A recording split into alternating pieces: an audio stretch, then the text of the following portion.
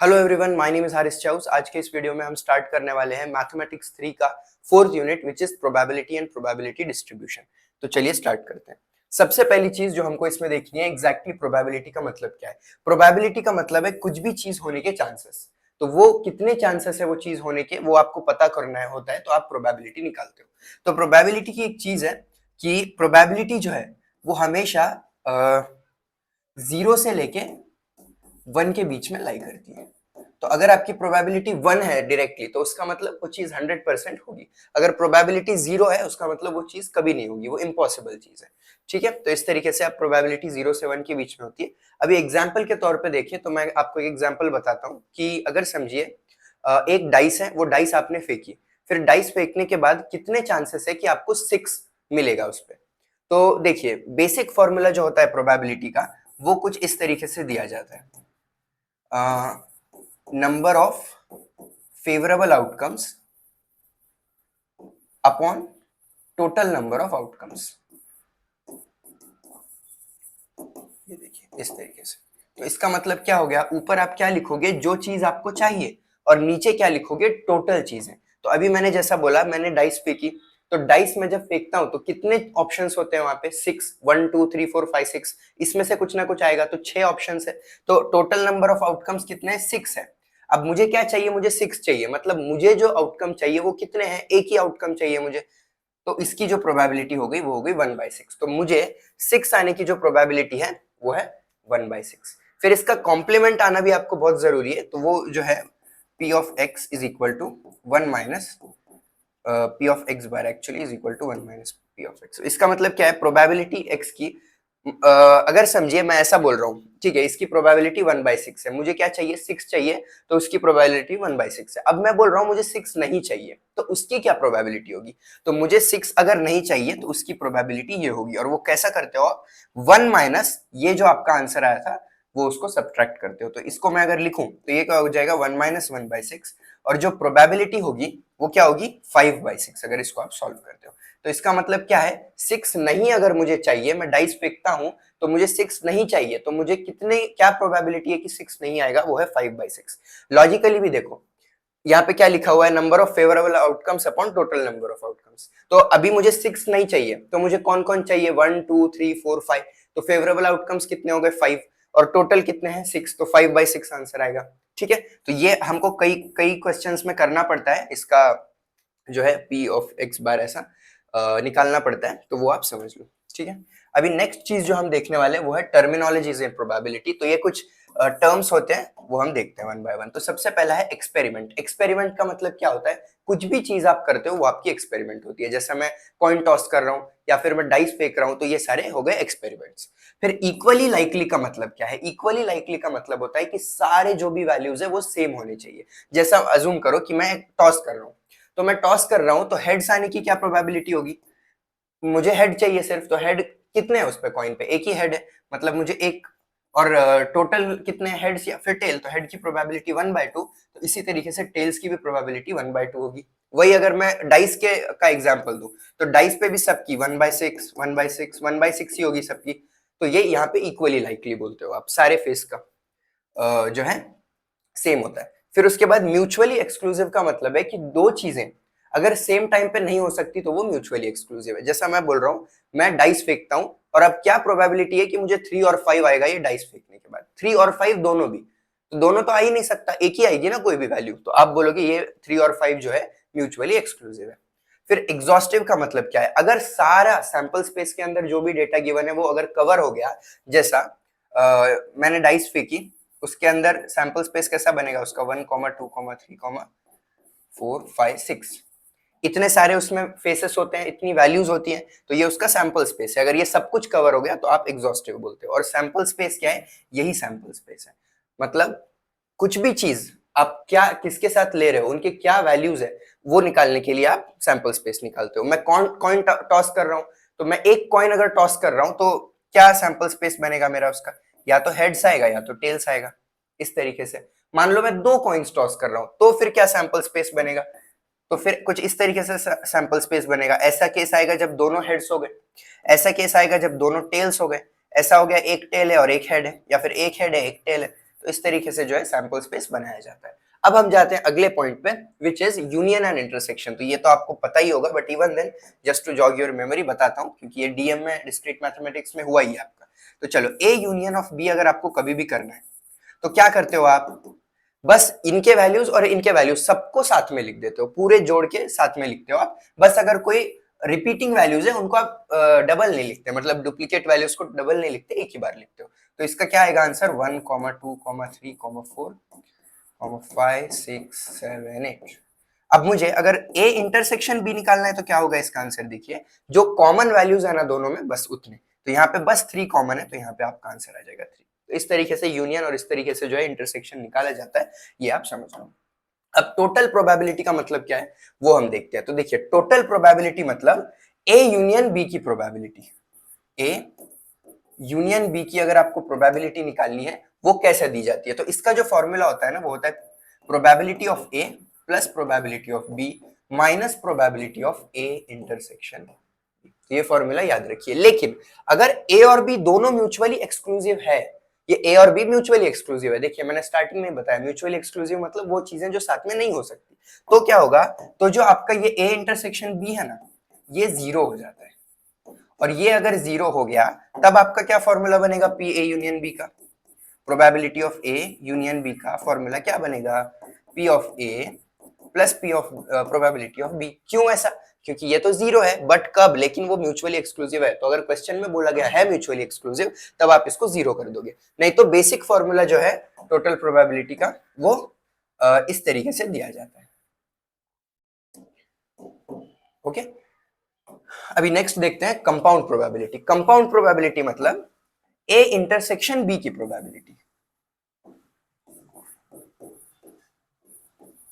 तो ये कैसे दी जाती है, देखिए ये दी जाती है probability of A into probability of B, ऐसा लिखते हो। अब यहाँ पे ए एज इट इज लिखा, पहला ए है मैंने ए लिखा, फिर दूसरे का बी ए साथ में लिखते हो। इसका क्या मतलब है, इसका मतलब है मुझे बी की प्रोबेबिलिटी ही चाहिए, बट बी की प्रोबेबिलिटी ना ए के ऊपर डिपेंडेंट है, जो ए का ऑकरेंस ऑलरेडी हो चुका है। तो इसका क्वेश्चन हमको कुछ सॉल्व करने पड़ते हैं। तो अगर समझो मैं एक बैग में से एक बॉल उठा रहा हूं, और वो बैग में से बॉल उठा के दूसरे बैग में डाल रहा हूं, और फिर वो दूसरे बैग में से बॉल उठा रहा हूं। तो देखिए, पहले बैग से मैंने दूसरे में डाला तो ये कुछ प्रोबेबिलिटी हो गई, फिर दूसरे बैग में से मैंने निकाला तो पहला जो जा रहा है अंदर, पहला बॉल दूसरे बैग में, उसकी कुछ प्रोबेबिलिटी, और अभी मैं निकाल रहा हूं उसकी कुछ प्रोबेबिलिटी। तो देखो ये दो चीजें हो गई, तो यहाँ दो चीजें होती है, तो आपको बी और ए साथ में लिखना पड़ता है इस तरीके से। लेकिन अगर वो दोनों ए और बी इंडिपेंडेंट इवेंट्स है, मैंने क्या बोला आपको, एक बॉल निकाल के दूसरे बैग में डाल रहा हूं, फिर वो बैग में से तीसरे बैग में, वैसा मत समझो। एक बॉल में निकाल रहा हूं पहली बैग में से, तो इसकी कुछ प्रोबेबिलिटी है, उसमें 5 बॉल है, मैं कोई बॉल उठा रहा हूं तो कुछ वहां पे प्रोबेबिलिटी। फिर उसके बाद ये एक्चुअली क्वेश्चन देखने वाले हैं हम आगे, और फिर मैं वो जो सेकंड बैग में बॉल डाल रहा हूं और फिर मैं उसमें से निकालूंगा तो उसकी कुछ प्रोबेबिलिटी होगी अलग। लेकिन अगर ऐसा कुछ कर नहीं रहे हो आप, सिंपल सा कुछ काम कर रहे हो जिसमें ये दोनों इंडिपेंडेंट है, एक दूसरे से कुछ लेना देना नहीं है, तो सीधा सीधा जो फॉर्मूला बनता है पी ए इंटरसेक्शन बी का, वो होता है P of A into P of B. तो ये बी ए वगैरह आपको करना नहीं पड़ता। अगर आपको अभी कुछ समझ नहीं आ रहा है तो टेंशन मत लो बिल्कुल भी, बस अभी फॉर्मूलाज बता रहा हूँ, क्वेश्चंस जब सॉल्व करोगे ना तब आपको अच्छे से समझेगा। तो देखिए ये एमसीक्यू आया हुआ था एग्जाम में, जितने भी मैं क्वेश्चंस ले रहा हूँ ना पूरे पीवाईक्यूज है, पीवाईक्यूज के बाहर के एक भी क्वेश्चन नहीं है इसमें। तो देखो दो इवेंट्स है यहाँ पे ए और बी, जहां पे प्रोबेबिलिटी ए की इतनी दी है, बी की इतनी दी है, और ए इंटरसेक्शन बी हमको दिया हुआ है। अब हमको पूछा जा रहा है कि ए और बी क्या है, म्यूचुअली एक्सक्लूसिव है, इंडिपेंडेंट है, क्या है। तो आपको क्या करना पड़ेगा, सबसे पहले हम पता करेंगे वो दोनों म्यूचुअली एक्सक्लूसिव है क्या।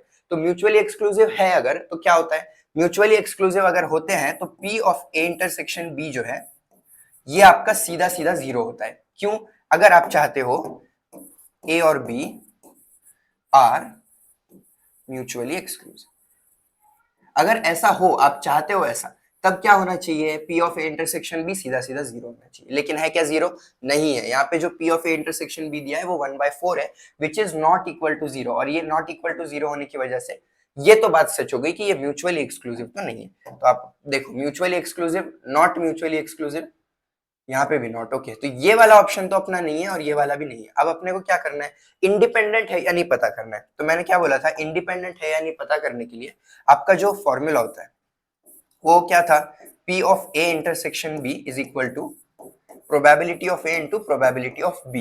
और अगर इंडिपेंडेंट नहीं है तो फॉर्मूला था पी बी और ए साथ में लिख रहे थे। अब तो देखो ये आपको दिया हुआ है, चलो चेक करते हैं। 1/4 हमको दिया हुआ है is equal to probability of A भी दी है 2/3 और इसकी प्रोबेबिलिटी भी दी हुई है 3/8। तो ठीक है, मैं ऐसा करता हूँ, बस इतना ही सॉल्व करता हूँ, या फिर ठीक है दोनों भी लिख सकते, कोई बात नहीं। अगर लेफ्ट हैंड साइड और राइट हैंड साइड इक्वल हो गए तो फिर ये सच बात हो गई, नहीं तो फिर ये भी गलत है, बोलोगे आप इंडिपेंडेंट नहीं है। तो चलो ये 2/3 इंटू 3/8 करने की भी जरूरत नहीं, यही सॉल्व हो जाएगा। 3 कट हो जाएगा, ये 1 और ये 4। यहाँ से आप बोल सकते हो कि 1/4 इक्वल 1/4। देखो दोनों साइड सेम हो गया। इसका मतलब क्या है, ये सेटिस्फाई हो रही है बात। ये बात किसके लिए होती है, अगर ए और बी इंडिपेंडेंट इवेंट्स है। तो यहाँ पे देखो ए और बी जो है वो इंडिपेंडेंट है लेकिन म्यूचुअली एक्सक्लूसिव नहीं है। ये सी आपका आंसर होने वाला है। नेक्स्ट देखते हैं, ए और बी इंडिपेंडेंट इवेंट्स है such that probability of A and probability of B are given. अपने को ए यूनियन बी निकालना है। देखो बहुत सिंपल है, इंडिपेंडेंट इवेंट्स है का मतलब क्या है, इसका मतलब है कि आपका P of A probability A intersection B की इक्वल होती है probability of A into probability of B. तो इसलिए ए इंटरसेक्शन बी की अगर मैं निकालूं तो कैसा होगा, ये 1/2 इंटू 1/3 है ना। This is equal to this and the values are given. तो मैं इसको जैसे ही सॉल्व करूंगा इसका आंसर क्या आएगा 1/6। अब उसका फॉर्मूला यूज करते हैं। उसका क्या था, probability of A union B का जो फॉर्मूला था वो था probability of A plus probability of B minus probability of A intersection B which is equal to, चलो 1/2 प्लस 1/3 माइनस 1/6। देखो ये निकाली है ना हमने वैल्यू।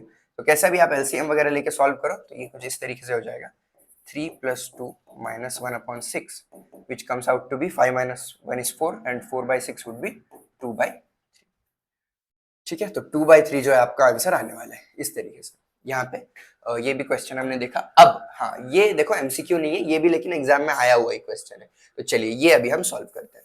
देखो 2 cards are drawn from a well shuffled pack of 52 cards. अब प्रोबेबिलिटी निकालो कि आपने दोनों जो कार्ड निकाले वो दोनों के दोनों किंग्स है। मतलब 52 कार्ड्स है, 52 कार्ड्स में से मैं 2 कार्ड्स निकालने वाला हूँ और मेरे को ये प्रोबेबिलिटी चाहिए कि ये 2 कार्ड्स जो मैंने निकाले दोनों भी किंग होने चाहिए। तो सबसे पहले तो आपको पता होना चाहिए कि किंग्स होते कितने ये कार्ड्स में। तो किंग्स ना आपके 4 होते हैं, ठीक है। किंग, क्वीन, जैक, ये जो स्पेशल कार्ड्स है ये सब 4 ही होते हैं। तो 52 में 4 कार्ड जो है किंग है, ठीक है। तो चलो सबसे पहले हम ना कुछ वैल्यू दे देते हैं। तो आप ए अज्यूम कर लो कि फर्स्ट ड्रॉन कार्ड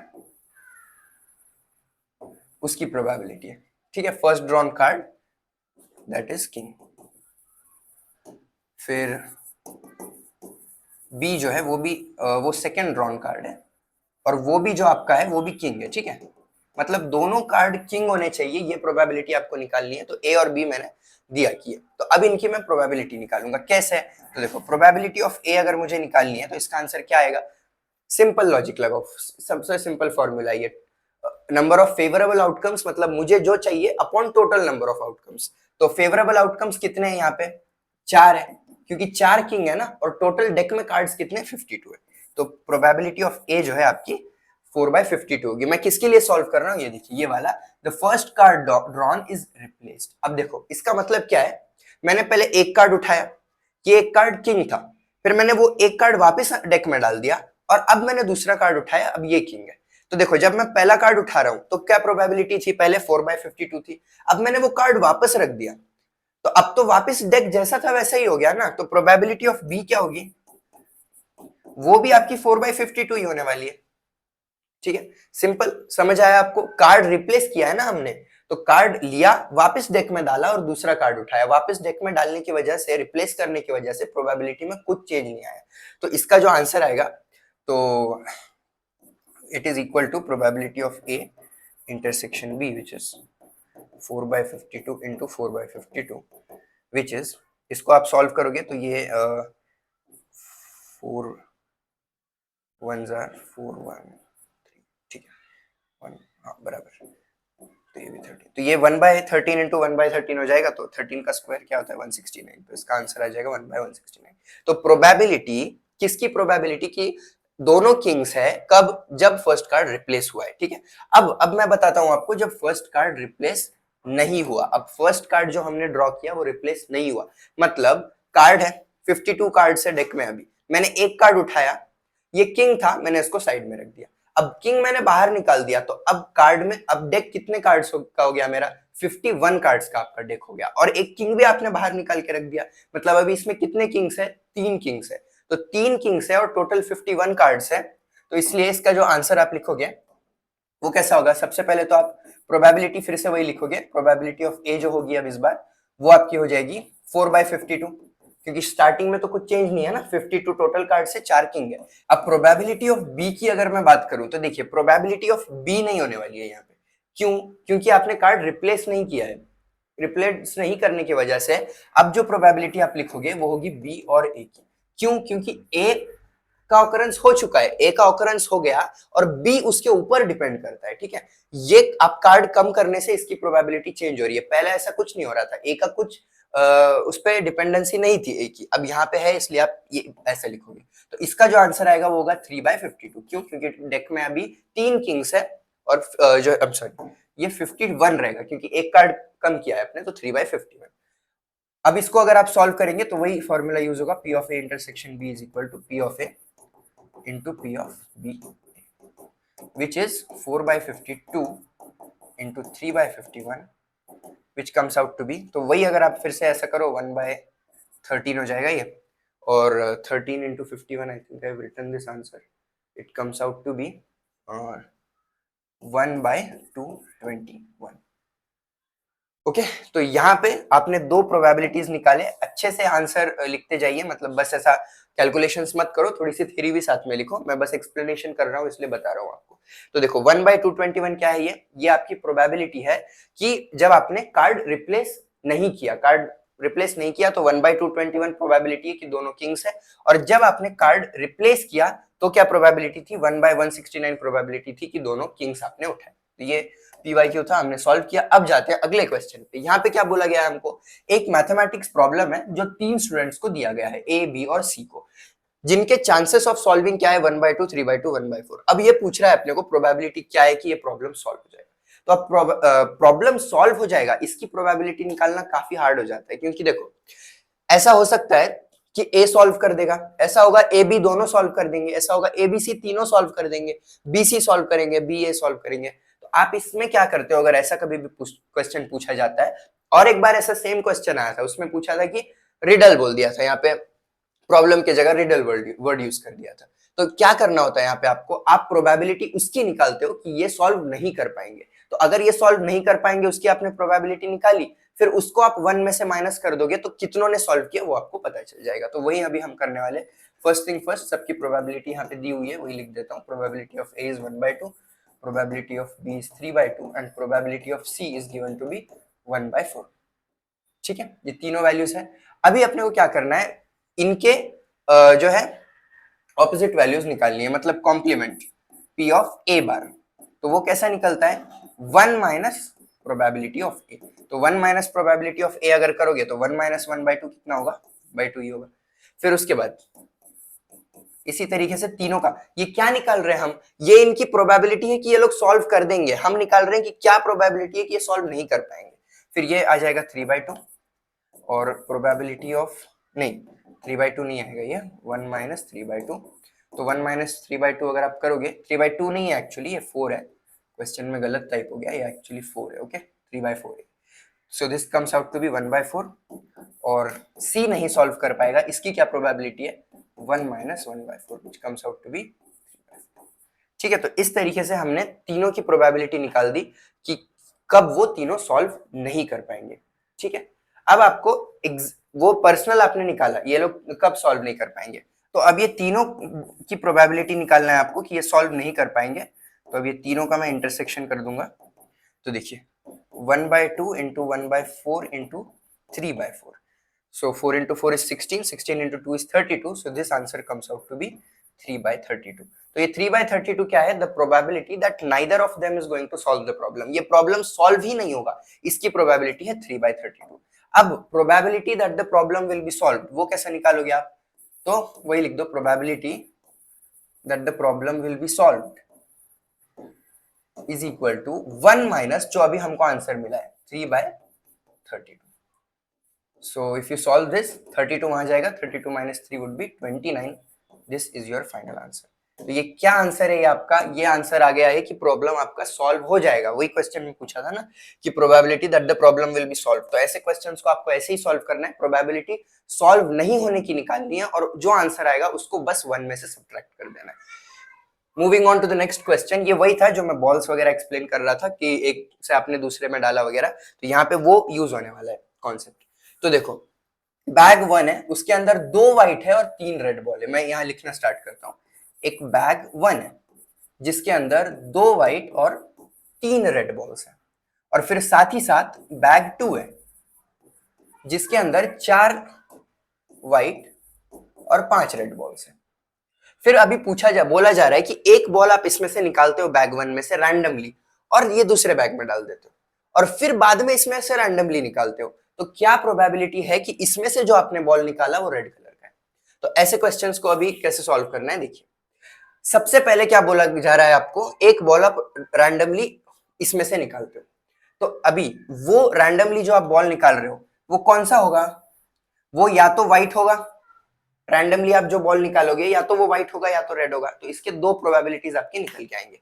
तो लेट्स अज्यूम, यहाँ पे मैं जगह नहीं लिखी है, इसको ऊपर करके लिख देता हूँ कि A is equal to white balls, B is equal to red balls. ठीक है. तो प्रोबेबिलिटी ऑफ A क्या होगी? प्रोबेबिलिटी ऑफ A मतलब जो मैंने बॉल इधर से रैंडमली ड्रॉ किया वो व्हाइट कलर का है. तो व्हाइट कलर का बॉल अगर मैं ड्रॉ करता हूँ तो व्हाइट कलर के कितने बॉल है? यहाँ पे 2 है. और टोटल कितने हैं? ये 5 है. वही है ना आपको formula, favourable outcomes upon total outcomes.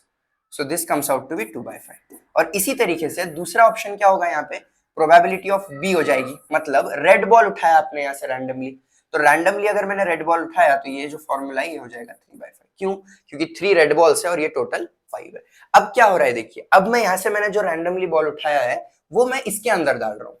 तो अब वो कुछ भी हो सकता है, कुछ भी हो सकता है. मतलब या तो वो बॉल जो है वो व्हाइट होगा, तो मैं समझो इसमें मैंने व्हाइट बॉल डाल दिया, तो ये एक केस हो जाएगा कि ये 5 व्हाइट बॉल हो जाएंगे और 5 रेड बॉल हो जाएंगे. और दूसरी केस क्या होगी, अगर मान लो मैंने यहाँ से रेड बॉल उठाया था, फिर मैं यहाँ पे रेड बॉल डाल रहा हूँ, तो यहाँ पे 4 व्हाइट बॉल्स हो जाएंगे और 6 रेड बॉल्स हो जाएंगे. ठीक है. अब आपको फाइनल प्रोबेबिलिटी क्या निकालनी है? आपको इनके लिए फाइनल प्रोबेबिलिटी निकालनी है कि आप जो बॉल उठा रहे हो वो रेड कलर का होना चाहिए. तो लेट्स अज्यूम अपनी फाइनल प्रोबेबिलिटी एज सी, जिसमें आप बोलोगे कि बॉल जो आप लास्ट में ड्रॉ कर रहे हो वो रेड कलर का है. तो चलो ये देखो, ये क्या है? प्रोबेबिलिटी ऑफ सी. लेकिन यहां पे क्या था? ए के रिस्पेक्ट में. क्यों ए के साथ? क्योंकि ए इसमें मैटर करता है ना. बॉल आपने ए से उठा के डाला है, ए में व्हाइट हमने अज्यूम किया था. ऑलराइट. तो ये व्हाइट वाला जो बॉल है हमने यहाँ पे डाला है, इसलिए तो 5 व्हाइट हुए ना यहाँ पे. तो ये ए उसके लिए लिखा है मैंने यहाँ पे. और ये क्या हो जाएगा? उसी तरीके से यहाँ पे मैं बी लिखूंगा, क्योंकि ये साइड हमने रेड बॉल अज्यूम किया है. देखिए यहाँ पे 6 है और यहाँ पे ये है. ठीक है. तो इसकी क्या प्रोबेबिलिटी होगी बोलिए? तो इसमें रेड बॉल्स कितने हैं? 5 है. और टोटल बॉल्स कितने हैं? 10 है. मुझे रेड चाहिए देखिए अब दोनों में से. तो ये आप और आगे सॉल्व करोगे तो 1/2 हो जाएगा. और इसको मैं सॉल्व करूं तो यहाँ पे रेड कितने हैं? 6 है. और टोटल कितने हैं? 10 है. तो इसको भी आप सॉल्व करोगे तो ये हो जाएगा 3/5, है ना? 3/5. यस. तो इस तरीके से हमने ये भी निकाल दी प्रोबेबिलिटी और ये भी निकाल दी. फाइनली हमको बताना है कि लास्ट, मतलब हमको प्रोबेबिलिटी ऑफ सी ही निकालनी है एक्चुअली. तो प्रोबेबिलिटी ऑफ सी का जो फॉर्मूला होगा, अभी वो मैं नेक्स्ट पेज. तो देखिए प्रोबेबिलिटी ऑफ सी अभी आपको निकालना है. आपके पास 2 वैल्यूज दी गई है. तो अभी ये कहां से निकल के आता है? ये जब आप इंटरसेक्शन का फॉर्मूला यूज करते हो. तो अभी रेड बॉल की प्रोबेबिलिटी आपको निकालनी है. तो आप क्या करोगे? Probability of A intersection C plus probability of B intersection C. तो इसको अगर मैं सॉल्व करूंगा तो देखिए ए इंटरसेक्शन बी सी का ये फॉर्मूला आपको पता होना चाहिए. P of probability of A into probability of C A हो जाएगा, ये plus probability of B into probability of C, ऐसा हो जाएगा. तो इसको और आगे सॉल्व करूं तो देखिए प्रोबेबिलिटी ऑफ ए अपनी 2/5 है और सी ए वाली 1/2 है. 2/5 इंटू 1/2 प्लस 3/5 है प्रोबेबिलिटी ऑफ बी, और ये भी 3/5 है। ओके, तो ये दोनों 3/5 है। तो इसको मैं और सॉल्व अगर करूं तो ये 2 से 2 कट हो जाएगा, and this would be 1/5 plus 9/25। तो इसको अगर आप सॉल्व करोगे तो ये 5 से मल्टीप्लाई करो चाहे तो 5 + 9 कितना हो जाएगा, लिख देता हूँ 5 + 9/25। So it comes out to be 14/25। तो फाइनली जो हमको प्रोबेबिलिटी मिली है वो है 14/25। किसकी प्रोबेबिलिटी?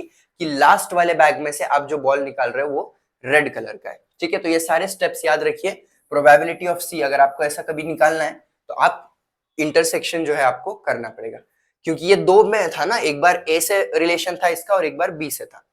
फिर आप उसको और आगे सॉल्व करोगे तो इस तरीके से आपको फाइनल आंसर लिखना होगा।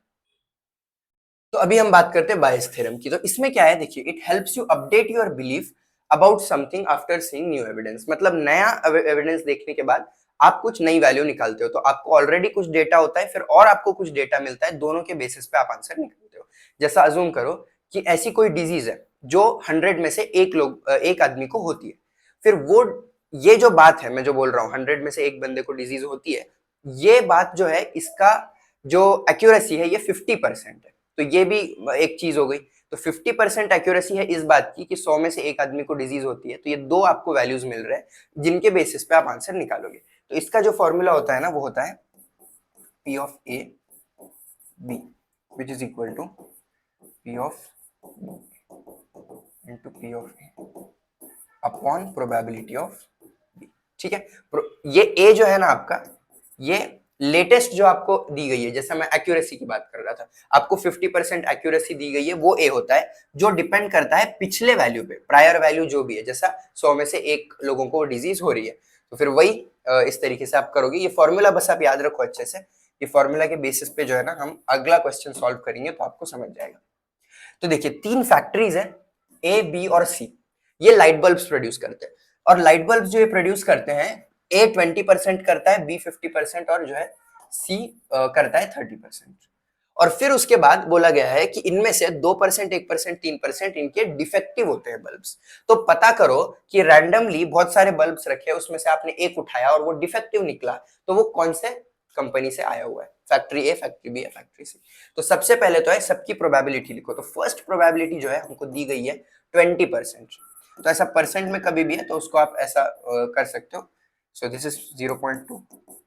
Probability of B is 50% which is 0.5 and probability of C जो है वो क्या है, वो दी गई है हमको 30%। So this comes out to be 0.3। अब इसी के साथ मैं आपको दूसरा भी बता दूंगा।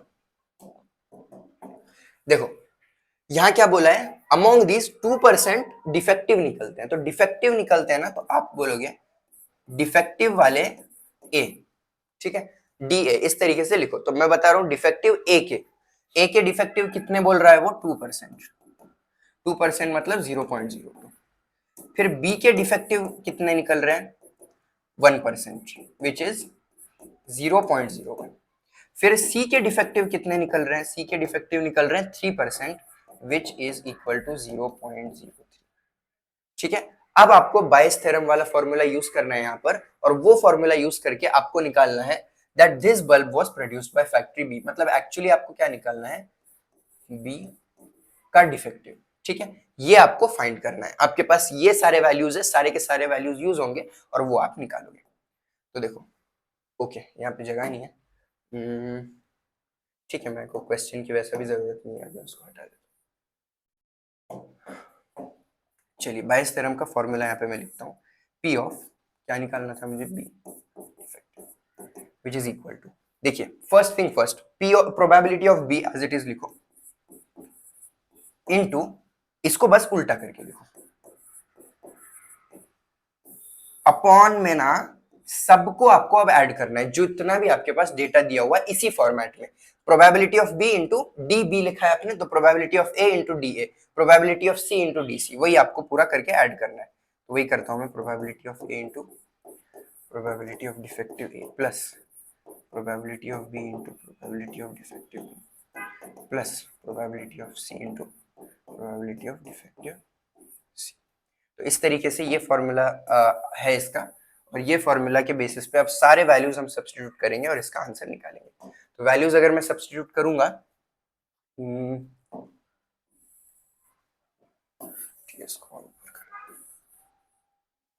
चलिए यही वैल्यू सब्स्टिट्यूट करता हूँ। तो प्रोबेबिलिटी ऑफ बी जो है वो है हमारे पास 0.5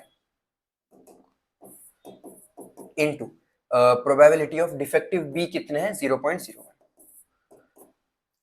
तो सारे वैल्यूज लिखेंगे यहाँ पे। Probability of A 0.2 into 0.02 plus 0.5 into 0.01, brackets देते जाइए तो कैलकुलेटर पे अगर आप सॉल्व कर रहे हो आप तो अच्छे से कर पाओगे। फिर उसके बाद c इंटू दिस, तो c जो है वो 0.3 है इंटू 0.03। तो आप जैसे ही इसको कैलकुलेटर पे सॉल्व करोगे, मैं इसका डायरेक्ट आंसर आपको बताता हूँ। तो इसका जो आपका आंसर आने वाला है that is going to be 0.2778। 2778। तो ये आपका फॉर्मूला यूज करने के बाद आंसर आ गया।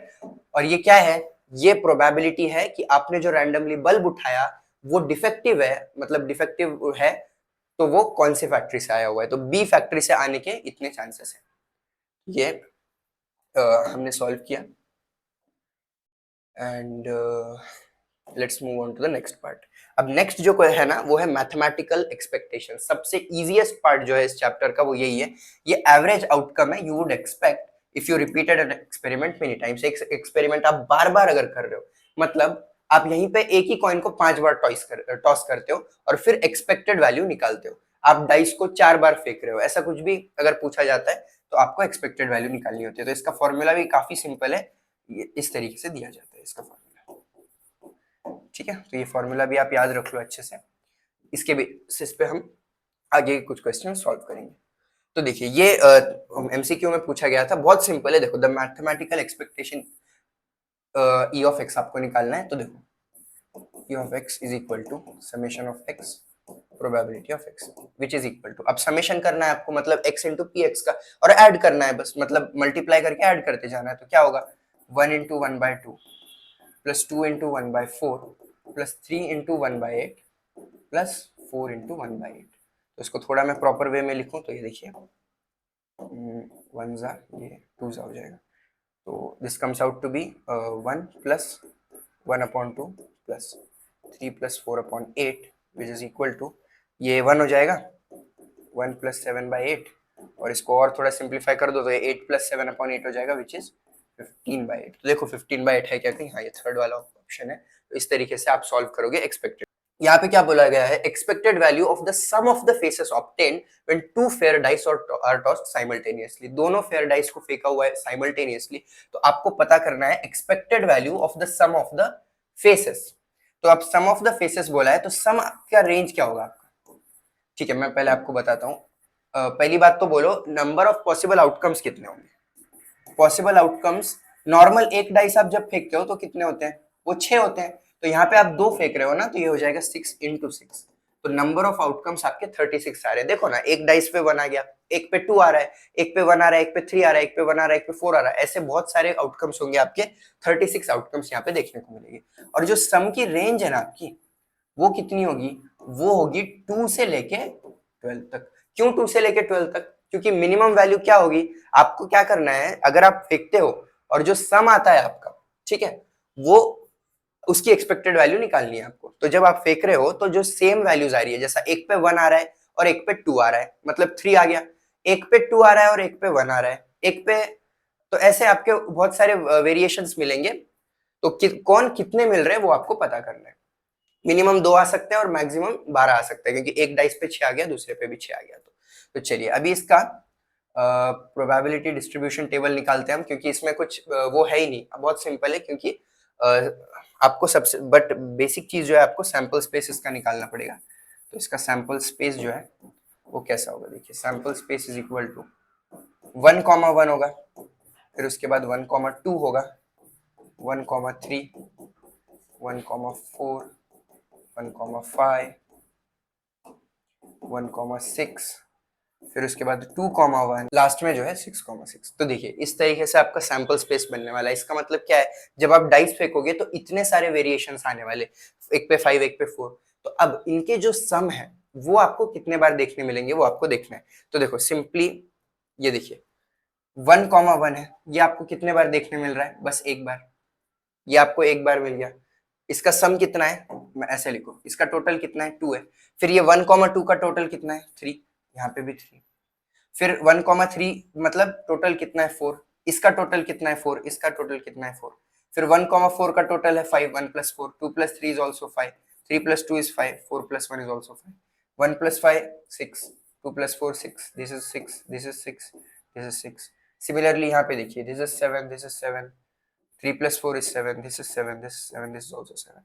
उसके बाद फिर इसके लिए देखिए तो this is 8, 8, 8, 8, 8, and if you check this out, this is 9, 9, 9, 9, this comes out to be 10, 10, 10, this is 11, 11, and this total comes out to be 12।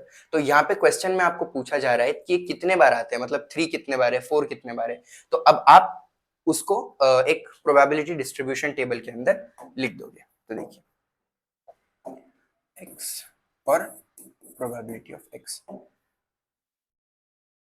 तो सम रेंज हमने कितना लिया है 2 से लेके 12 तक। तो प्रोबेबिलिटीज वैल्यूज कहां से आएंगे आपके 2 से लेके 12 तक जाएंगे। 2, 3, 4, 5, 6, 7, 8, 9, 10, 11 और 12। ठीक है, और अब इसकी प्रोबेबिलिटी कैसे निकालोगे आप, तो देखिए वो कितने बार आते हैं, मतलब number of favourable outcomes upon total number of outcomes. तो देखिए 2 कितने बार आ रहा है, सिर्फ एक बार आ रहा है, तो नंबर ऑफ फेवरेबल आउटकम 1 हो गया, टोटल आउटकम्स 36 हो गए, तो ये आ रहा है एक बार, तो 1/36। फिर 3 कितने बार आ रहा है, देखिए 3 आ रहा है 2 बार, तो वो हो जाएगा 2/36।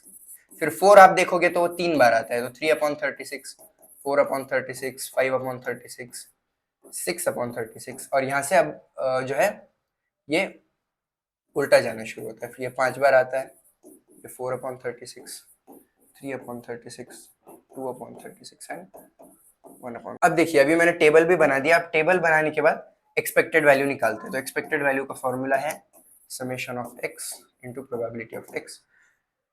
तो कैसा होगा ये देखिए, 2 इंटू 1/36 करोगे आप, प्लस क्या करोगे 3 into 2/36, plus 4 into 3/36, plus 5 into 4/36, plus 6 into 3/36, नहीं 6 इंटू 5/36 होगा ना,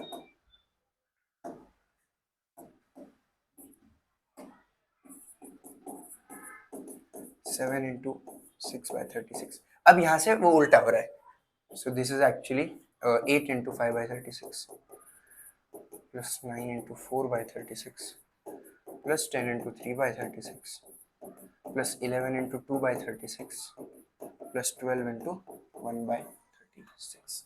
ओके, तो इस तरीके से जो है इसको फिर आप सॉल्व कर देना। सॉल्व करना बहुत सिंपल है, क्यों, क्योंकि आप इक्वल टू देके सारे वैल्यूज लिख सकते हो ना, 2 + 6 + 12 + 20। तो इसका जो आंसर आने वाला है दैट इज, मैं डायरेक्टली इसका आंसर लिखता हूँ, सो 252/36 आएगा, और फिर उसका 7 आ जाएगा आंसर। तो फाइनल जो आपका एक्सपेक्टेड वैल्यू का आंसर है वो यहाँ पे आपको 7 देखने को मिलेगा। इस तरीके से इसको सॉल्व करेंगे। तो फिर इसके बाद है अगला, find the expected value of the number of heads obtained. ठीक है, अभी ये आप खुद से सॉल्व करो, ये मैं नहीं सॉल्व करूंगा, बस आपको थोड़ा सा बता देता हूँ। तो एक्सपेक्टेड वैल्यू निकालनी है, मतलब वही E of X, number of heads obtained when 3 fair coins are tossed. अब यहाँ पे 3 कॉइन्स आपके टॉस किए जा रहे हैं। 3 कॉइन्स अगर टॉस किए जा रहे हैं तो सैंपल स्पेस क्या बनेगा, देखो सैंपल स्पेस अगर आपने निकाल दिया तो प्रोबेबिलिटी डिस्ट्रीब्यूशन टेबल आसानी से बना सकते हो आप। तो देखिए 3 कॉइन टॉस कर रहे हो आप, तो क्या क्या ऑप्शन है आपके पास। देखो ऐसा हो सकता है कि तीनों कॉइन्स फेंकोगे, तीनों पे एच आ जाएगा, मतलब तीनों पे हेड्स आ जाएगा। ऐसा होगा 2 पे हेड्स आएगा, 1 पे टेल आएगा। ऐसा होगा कि 1 पे हेड आएगा, 1 पे टेल, 1 पे हेड। ऐसा हो सकता है कि 1 पे हेड्स आएगा और दोनों टेल्स आ जाएंगे। फिर अब टेल्स के बारे में देखें तो तीनों टेल्स आ सकते हैं। ऐसा हो सकता है 1 टेल है, 2 हेड है। ऐसा होगा 2 टेल से 1 हेड है, और टेल हेड टेल भी आ सकता है। तो इतनी वैरायटी आपको देखने को मिलेगी। और अपने को यहाँ पे क्या पूछा जा रहा है, यहाँ पे पूछा जा रहा है कि when expected value of the number of heads of tail. तो नंबर ऑफ हेड्स के हिसाब से आप इसको अगर लिखोगे तो यहाँ पे 3 हेड्स है, यहाँ पे 2, यहाँ पे एक ही है, यहाँ पे दो, यहाँ पे दो, यहाँ पर भी दो, यहाँ पर एक है, यहाँ पर 0 है। तो प्रोबेबिलिटी डिस्ट्रीब्यूशन टेबल की रेंज कहाँ से कहाँ तक है, 0 से लेके 3 तक है। मतलब आपका x की वैल्यू 0 से 3 यहाँ पे आप लोगे, तो x आपका जो रहेगा 0 1 2 3। और फिर उनके वैल्यूज कैसे लिखोगे आप, आउटकम्स कितने आ रहे हैं यहाँ पे, टोटल नंबर ऑफ आउटकम्स यहाँ पे 8 दिखाई दे रहे हैं आपको, और फिर उनकी प्रोबेबिलिटी उनके हिसाब से, जैसा पहला 3 है तो प्रोबेबिलिटी ऑफ x ये 3/8 हो गया, नहीं सॉरी ये 3/8 नहीं हुआ क्योंकि 0 तो एक ही है ना आपके पास, तो ये 1/8, ये 3/8, फिर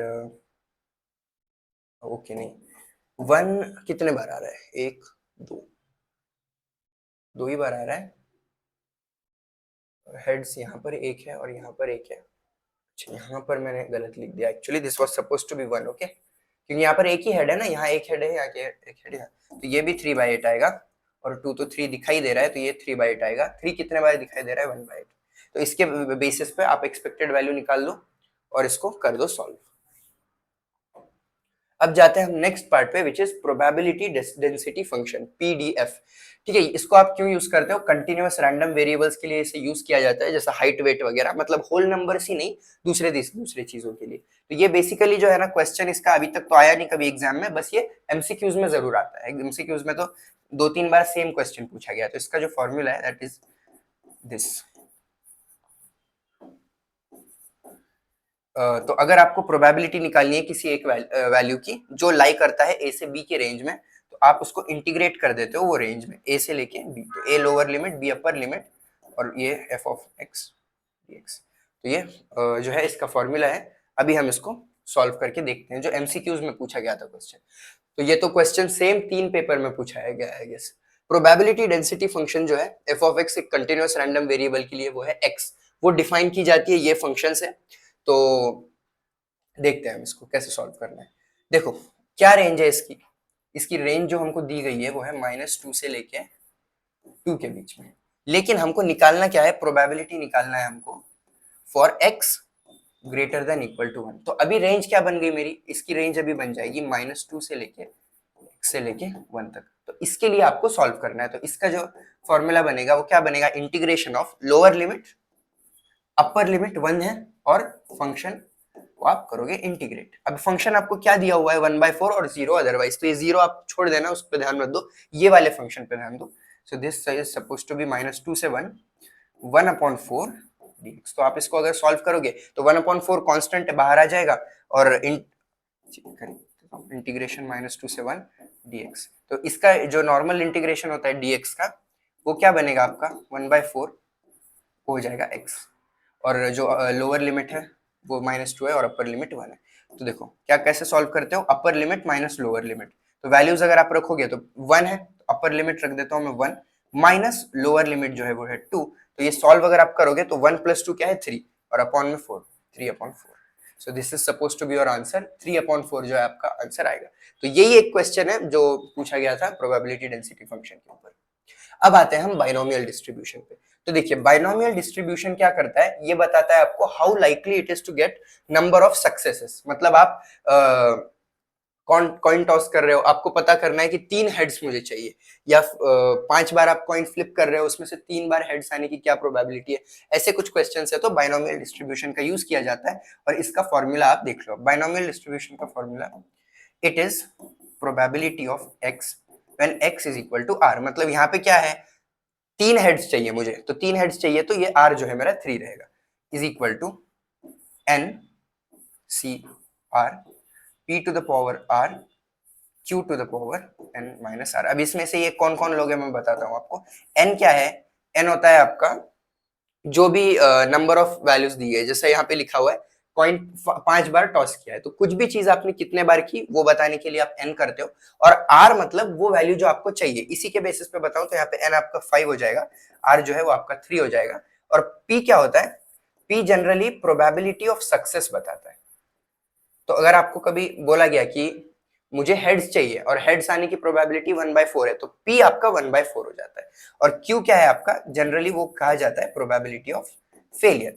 और ये हमेशा हमेशा आपका p + q जो है वो इक्वल टू 1 होता है। तो जिससे आप p = 1 - q, या फिर Q is equal to 1 minus P करके एक दूसरे की वैल्यू निकाल सकते हो अगर एक वैल्यू आपको दी गई है तो। ठीक है, तो इस फॉर्मूला को यूज करके हम आगे के बहुत सारे क्वेश्चन सॉल्व करने वाले हैं। अब यहाँ पे क्या बोला गया है, N unbiased coin. Coin unbiased है मतलब अच्छा सा सादा कॉइन है, ऐसा नहीं कि कुछ उसमें टैंपरिंग वगैरह की होगी। ये 5 बार टॉस किया है, 5 बार टॉस किया है मतलब सीधा सीधा यहाँ पे एन जो है हमको दिया हुआ है 5। इसके बाद क्या बोल रहे हैं, प्रोबेबिलिटी निकालो ऑफ ऑब्जर्विंग एटलीस्ट 4 हेड्स। हमको चाहिए एटलीस्ट 4 हेड्स। एटलीस्ट 4 हेड्स का मतलब क्या है, मिनिमम 4, मैक्सिमम वो कितने भी हो सकते हैं। तो probability of at least 4 heads, sorry, it is going to be like this, मतलब मिनिमम 4 या मैक्सिमम कितना भी, एटलीस्ट 4 चाहिए आपको। तो ये आपको जो है ना फाइंड करना है। और यहाँ पे आपको प्रोबेबिलिटी दी है क्या, पी क्यू वगैरह। हाँ, कैसा, क्योंकि आप कॉइन टॉस कर रहे हो ना, तो कॉइन टॉस करते हो तो हमेशा दोनों की प्रोबेबिलिटी सेम होती है। ये P 1/2 हो गया, Q 1/2 हो गया। हेड्स आने की प्रोबेबिलिटी 1/2, टेल्स आने की भी 1/2, क्योंकि यह है अनबायस्ड कॉइन। बायस्ड होता तो वो वही हो जाता कि इवन आएगा 2 बार, वो कुछ नहीं है, कॉइन अनबायस्ड है। तो ये 1/2, ये भी 1/2। अब हम करते हैं सॉल्व बाइनोमियल डिस्ट्रीब्यूशन का फॉर्मूला यूज करके। देखिए, चाहे तो फॉर्मूला फिर से लिख देता हूँ यहाँ पे, it is equal to NCR P to the power R Q to the power N minus R। तो चलिए, हमको क्या निकालना है, probability of x greater than or equal to 5। तो देखिए यहाँ पे क्या बोला गया है, 4 से ज्यादा के वैल्यूज, मैक्सिमम कितने बार आपने टॉसिंग की है, 5 बार। तो 4 से ज्यादा में कौन सी वैल्यू आती है, एक 4 खुद और एक 5, एटलीस्ट 4 बोला है ना। तो एटलीस्ट 4 हेड्स आने के लिए तो या तो आप 4 बार हेड्स आएगा आपका, या तो 5 बार आएगा, क्योंकि आप कॉइन ही 5 बार टॉस कर रहे हो। 5 बार कॉइन टॉस कर रहे हो तो मैक्सिमम हेड्स कितने आ सकते हैं आपके, 4 से ज्यादा। एक तो 4 खुद आ सकता है या फिर 5 आ सकता है। तो वही यहाँ पे लिखना है आपको, probability of x is equal to 4 plus probability of x is equal to 5। इस तरीके से आप सॉल्व करोगे। तो probability of x is equal to 4, मतलब यहाँ पे मेरा r जो है वो है 4। ओके, तो चलिए यही फॉर्मूला में सब कुछ सब्स्टिट्यूट करते हैं। तो n हमको पता है 5 है, c है दिया हुआ, और फिर r, c is combination, r is suppose to be 4, p to the power r, p कितना है अपना 1/2, और q भी है अपना 1/2। देखो ये 4 एज इट इज लिख दो, क्योंकि टू द पावर r है, 5 - 4 करके यहाँ पे लिख देंगे 1 प्लस। देखिए ये पूरा सॉल्व करो, ये सीधा सीधा कैलकुलेटर पे सॉल्व होता है। कैलकुलेटर पे सी का ऑप्शन होता है, NCR, जो ऑफ करने का बटन होता है कैलकुलेटर पे, उसी के नीचे आई गेस होता है वो। सेम यहाँ पे यूज करेंगे, NCR 1/2 के पावर में क्या है, 1/2 के पावर में अभी आ जाएगा 5, बिकॉज यहाँ पे 5 है, और फिर Q 5 - 5 कर दोगे 0। ठीक है, तो चलिए निकालो कैलकुलेटर और इसको आप सॉल्व करो, मैं आपको डायरेक्ट आंसर बताने वाला हूँ इसका। तो इसका जो आपका आंसर आने वाला है, that is going to be, its answer will be, ये देखिए, ये आप सॉल्व करोगे तो ये आ जाएगा 5/32, और इसके बाद ये आएगा 1/32 which is 6/32, and if you solve it on the calculator it is 0.1875। तो बाइनोमियल डिस्ट्रीब्यूशन का यूज करके ऐसे आप आंसर निकाल सकते हो। ठीक है, this is how you are going to solve the first question. Now let's move on to the next one. The next is the mean and variance of binomial distribution are 6 and 2 respectively. अब यहाँ पे mean और variance बोला हुआ है। अब आपको पता होना चाहिए मीन और वेरिएंस का मतलब क्या है। देखिए, मीन जो होता है ना वो आपका, वो होता है इनके फॉर्मूलाज बता देता हूँ। मीन आपका होता है NP, और वेरिएंस जो होता है वो होता है NPQ। ओके, तो NP जो आपको दिया हुआ है दैट इज 6, और NPQ जो हमको दिया है वो है 2। हमको ये निकालना है, probability of R which is greater than equal to 1, at least 1, ऐसा बोला है, समझ लो। अब यहां से आपको P और Q निकालना है। कैसे निकालोगे, NP इज इक्वल टू 6, तो NP अगर इक्वल टू 6 है और NPQ 2 है, तो अगर मैं इसको सॉल्व करूं तो देखिए, NP 6 है, मतलब 6 into Q is equal to 2 है ना। तो यहां से मुझे अगर Q निकालना है तो Q will be 2/6 which comes out to be 1/3। तो Q की वैल्यू हमको यहाँ से मिल गई, और Q की वैल्यू जब आपको मिलती है तो आपको पता है P क्या होता है, 1 - Q। तो P की भी वैल्यू आपको इजीली मिल जाएगी, 1 - 1/3 आप करोगे which comes out to be 2/3। तो यहाँ पे हमको देखिए कौन कौन मिल गया, P मिल गया विच इज 2/3, Q मिल गया विच इज 1/3, और क्या चाहिए आपको? R चाहिए, जो मैं आगे बताऊंगा वो तो, और चाहिए हमको N। तो N की वैल्यू क्या होगी? P की वैल्यू अगर आप यहाँ पे सब्स्टिट्यूट करो ये वाले इक्वेशन में, तो N इंटू P है अपना 2/3 विच कम्स गोज टू 6।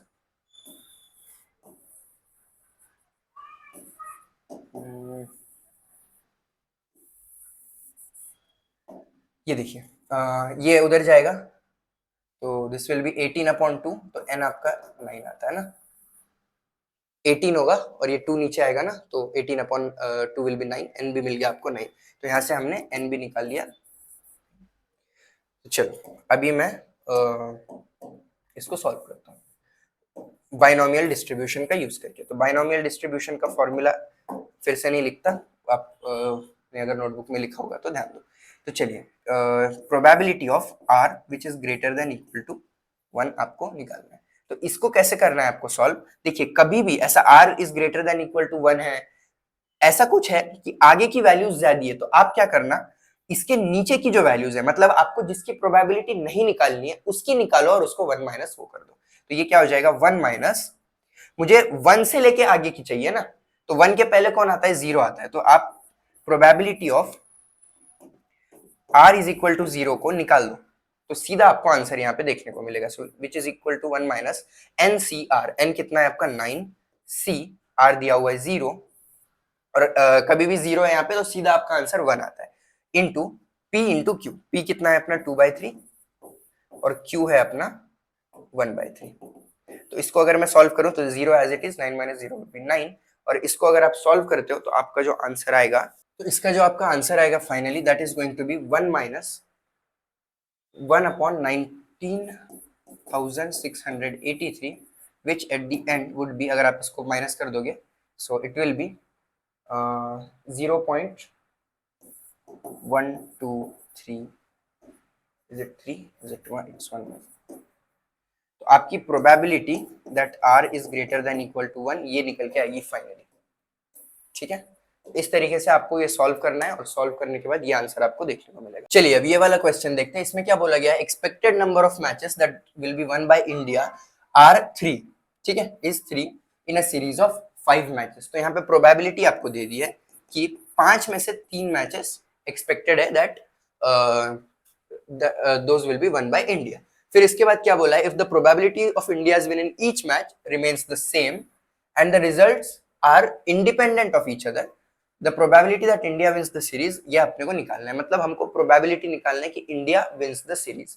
तो देखिए 5 मैचेस है, तो इंडिया को सीरीज जीतने के लिए मिनिमम 3 जीतना पड़ेगा, मतलब एटलीस्ट 3, और एटलीस्ट 3 जब भी आपको बोला जाता है तो आप क्या निकालते हो, probability of x which is greater than equal to 3। तो 3 या 3 से ज्यादा मैचेस अगर इंडिया जीतता है तो India will win the series. तो ये हमको निकालना है, ओके।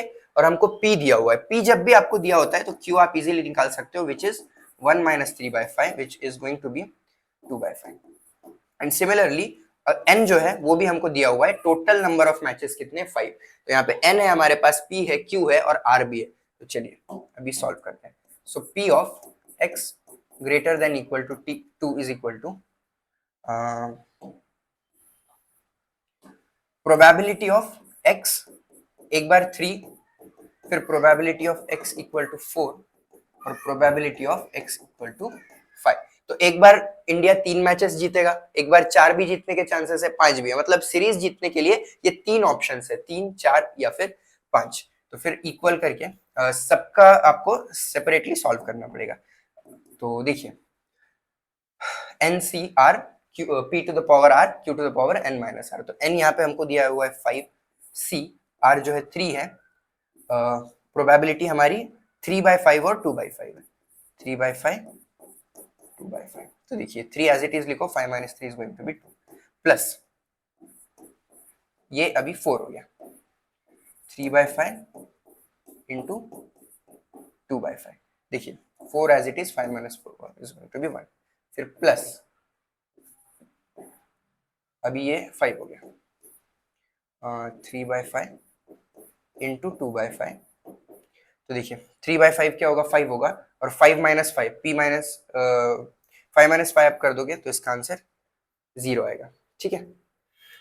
n माइनस r करते हो ना, so that's how it's going to be done. और ये इसके पावर में 0 है, मतलब ये 1 आएगा। और ये ऐसा कब भी होता है 5c5 या फिर 5c0, ये इसका भी आंसर 1 ही आता है। तो आप इसको सॉल्व करो कैलकुलेटर पे। जैसे ही आप कैलकुलेटर पे सॉल्व करोगे, तीनों का सेपरेटली अगर निकालते हो आप, 1080 upon 3125 plus 810 upon 3125 plus 243 upon 3125 आएगा कैलकुलेटर पे। सेपरेटली सॉल्व करिए तीनों का, ऐसा नहीं कि पूरा ये वैल्यूज डाल दे रहे हो कैलकुलेटर पे, वैसा मत करो, नहीं तो फिर आंसर रॉन्ग आने के बहुत हाई चांसेस है आपके। फिर उसके बाद क्या आ जाता है 2133 अपॉन 3125, और जैसे ही आप इसका डेसिमल में आंसर लोगे तो वो आएगा 0.68256। तो ये क्या है, probability of x greater than equal to 3, मतलब so the probability that India wins the series is this much, 0.68256. Okay, अब तो चलिए अभी ये क्वेश्चन पे हम आते हैं। ये क्वेश्चन आप खुद से सॉल्व करना, मैं बस थोड़ा सा आपको बता दूंगा और इसका आंसर मुझे आप कमेंट सेक्शन में दीजिए। तो देखिए, एक कॉइन है बायस्ड है। बायस्ड है मतलब कुछ तो प्रोबेबिलिटी इसकी अलग अलग होने वाली है। हमेशा प्रोबेबिलिटी कॉइन की 1/2 होती है, हेड्स की 1/2, हेड्स की 1/2, लेकिन यहाँ पे कुछ खराब कर रखा है। तो क्या बोला गया है कि हेड आने की जो प्रोबेबिलिटी है वो टेल्स आने के ट्वाइस है। और अगर आपने थ्रो 6 टाइम्स कर दिया, मतलब यहाँ पे देखो n दे दिया आपको सीधा सीधा 6, तो निकालो बाइनोमियल डिस्ट्रीब्यूशन से प्रोबेबिलिटी कि एटलीस्ट आपको 2 हेड्स मिल जाएंगे। तो एटलीस्ट 2 हेड्स मिलने की प्रोबेबिलिटी क्या होगी आपकी, वो आपको निकालना है। तो प्रोबेबिलिटी ऑफ सक्सेस यहाँ पे क्या है, हेड्स। हेड्स चाहिए ना आपको, एटलीस्ट 2 हेड्स है, तो आपको निकालना क्या है, देखो p of x is greater than equal to 2, मतलब मिनिमम 2, उससे ज्यादा कितने भी।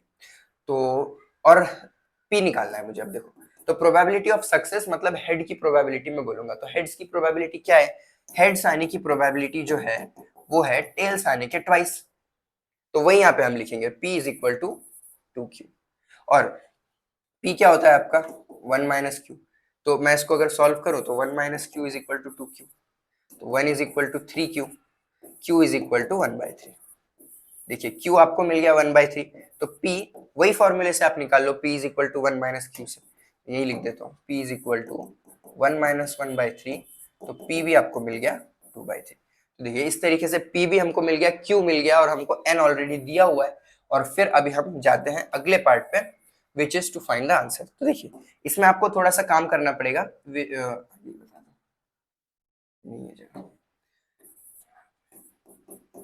कैसे निकालोगे आप, p of x greater than equal to 2 is equal to, अब क्या करो, वैल्यूज कहां से जाएगी, अगर आप 2 से लेते बैठोगे ना तो आपको बहुत सारी वैल्यूज लेनी पड़ेगी, 2 3 4 5 6। तो आप क्या करो, उसके पिछली वैल्यूज जो आपको नहीं लेना है वो फाइंड करो और उनको 1 में से सब्ट्रैक्ट करो। तो वो कौन सी वैल्यूज होंगी, 1, 0, 1। बस 2 से ऊपर जा रहे हो ना, तो आपको क्या करना पड़ेगा, यहाँ पे 1 minus p x is equal to 0 plus probability of x is equal to 1।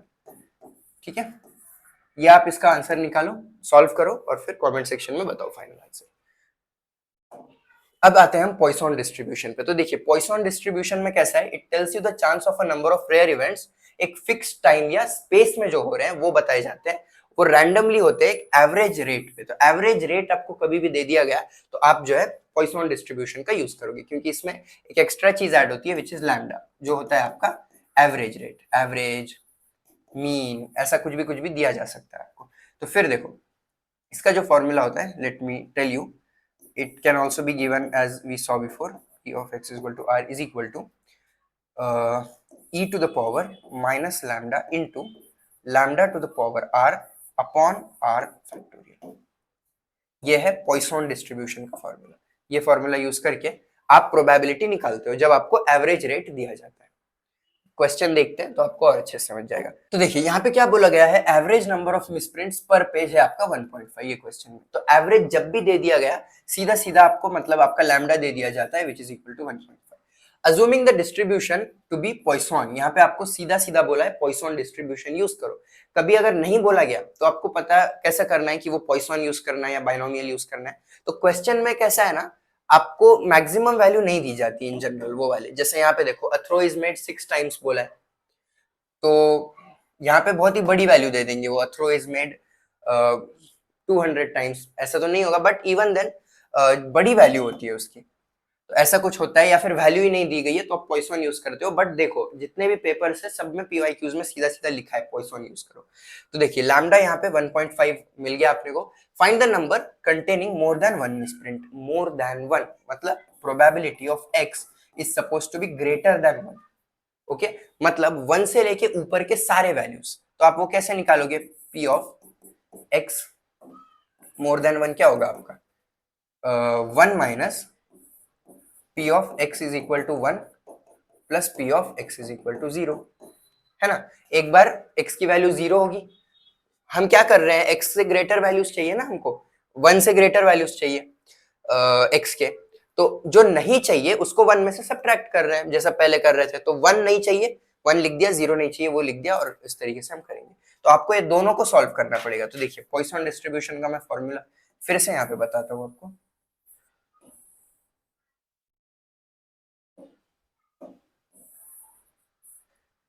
चलिए पॉइसन डिस्ट्रीब्यूशन का जो फॉर्मूला है that is given as p of x is equal to r is equal to e to the power minus lambda into lambda to the power r upon r factorial.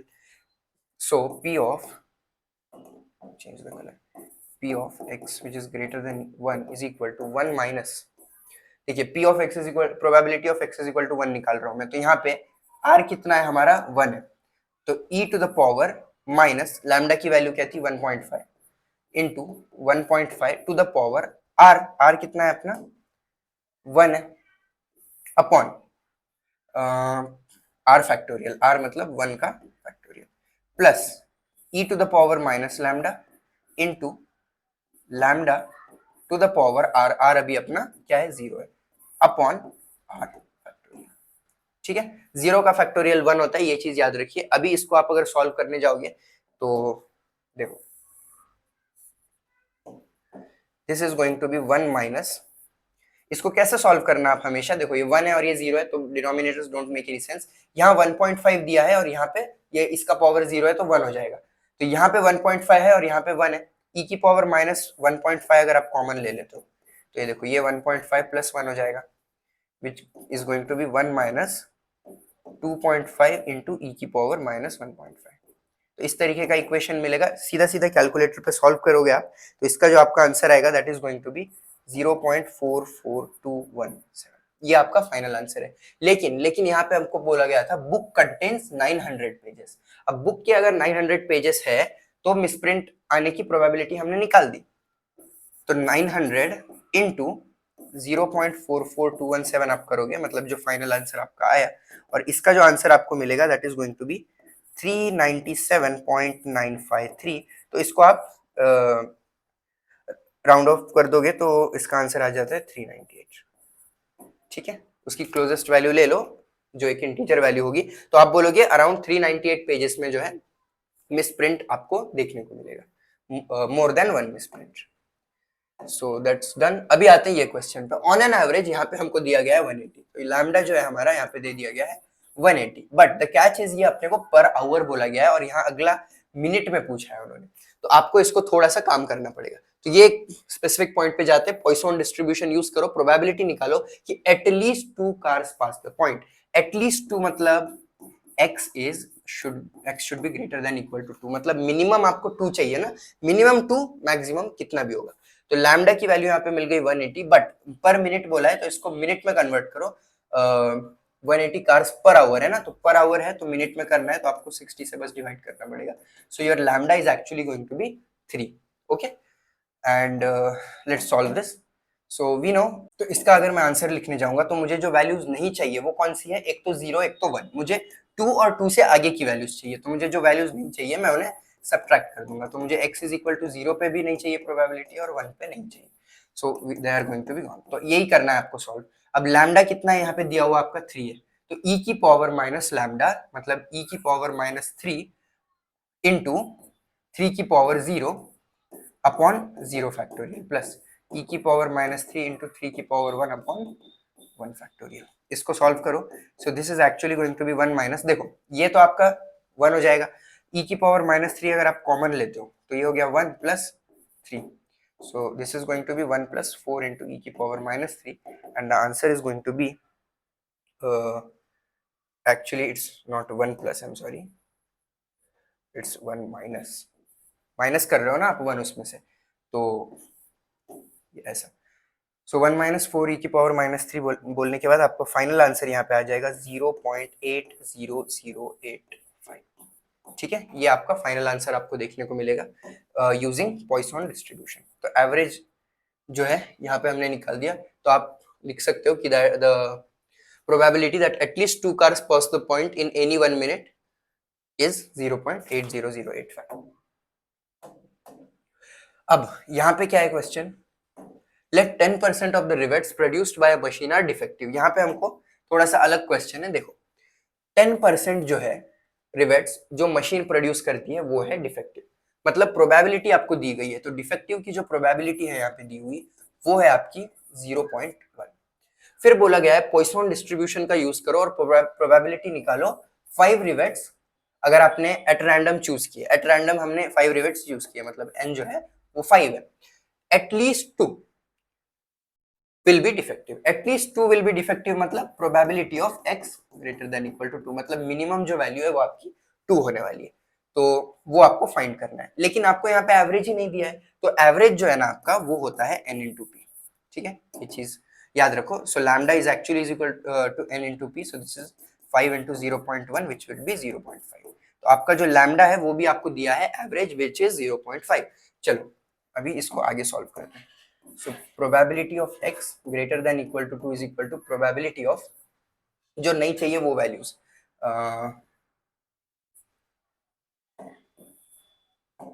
1 minus जो आपको values नहीं चाहिए, मुझे 0 नहीं चाहिए और तो और 1 भी नहीं चाहिए। So let's solve this. 1 minus probability of x is equal to 0, कैसा करूंगा मैं, e to the power minus lambda कितना है मेरा 0.5 into 0.5 to the power r कितना है 0, 0 फैक्टोरियल, प्लस e की पावर माइनस 0.5 इंटू 0.5 के पावर में 1 अपॉन 1 का फैक्टोरियल। इसको अगर हम आगे जाके सॉल्व करेंगे तो देखो इज इक्वल टू 1 माइनस, तो इसका मैं वही करो, लॉजिक यूज करो, e to the power minus 5 जो है उसको कॉमन ले लो, बाहर निकालो, और फिर उसके बाद ये आपका 1 हो जाएगा और ये आपका 0.5 होगा, तो 1 plus 0.5 would be 1.5। So you are going to solve this like this, 1 minus 1.5 e की पावर माइनस 0.5। तो जैसे ही आप सॉल्व करते हो, देखो कैलकुलेटर पे e भी होता है, ठीक है, अगर आप वो लॉग वाला बटन आई गेस शिफ्ट दबा के लॉग का बटन दबाते हो तो e की पावर आ जाती है, उसमें आप बस माइनस 0.5 लिखो, आंसर आ जाएगा। So the final answer that we get here is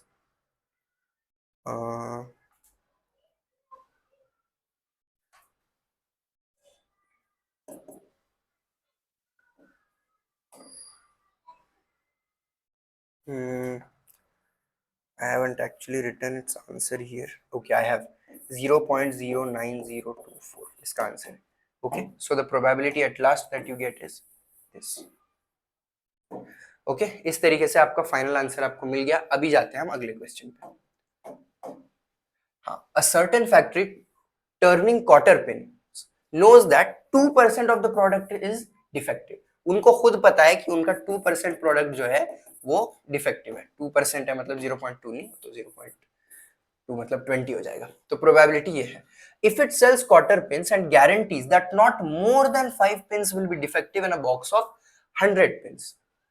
वो गारंटी दे रहा है कि 100 पिन्स का अगर बॉक्स है उसमें मिनिमम हम लोग 5 पिन्स जो है वो खराब रखेंगे, उससे ज्यादा नहीं रखेंगे। तो आपको अप्रोक्सीमेट प्रोबेबिलिटी निकालनी है कि वो झूठ बोल रहा है, मतलब अगर 5 पिन से ज्यादा खराब निकले तो ये गारंटी उसकी फेल हो जाएगी।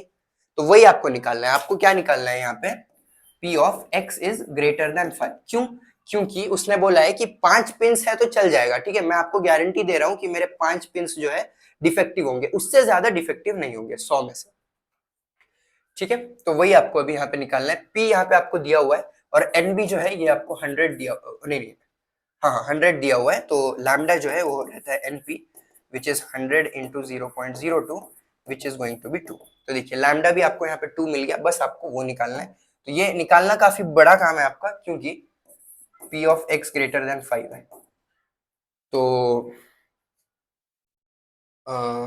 इसके लिए माइनस में जब आप जाओगे तो बहुत सारी वैल्यूज आ रही है ना, 5 4 3 2 1 0, बट आपको वो करना ही पड़ेगा। So this is going to be 1 minus probability of x is equal to 0 plus probability of x is equal to 1 plus probability of x is equal to 2 plus probability of x is equal to 3 plus probability of x is equal to 4 plus probability of x is equal to 5.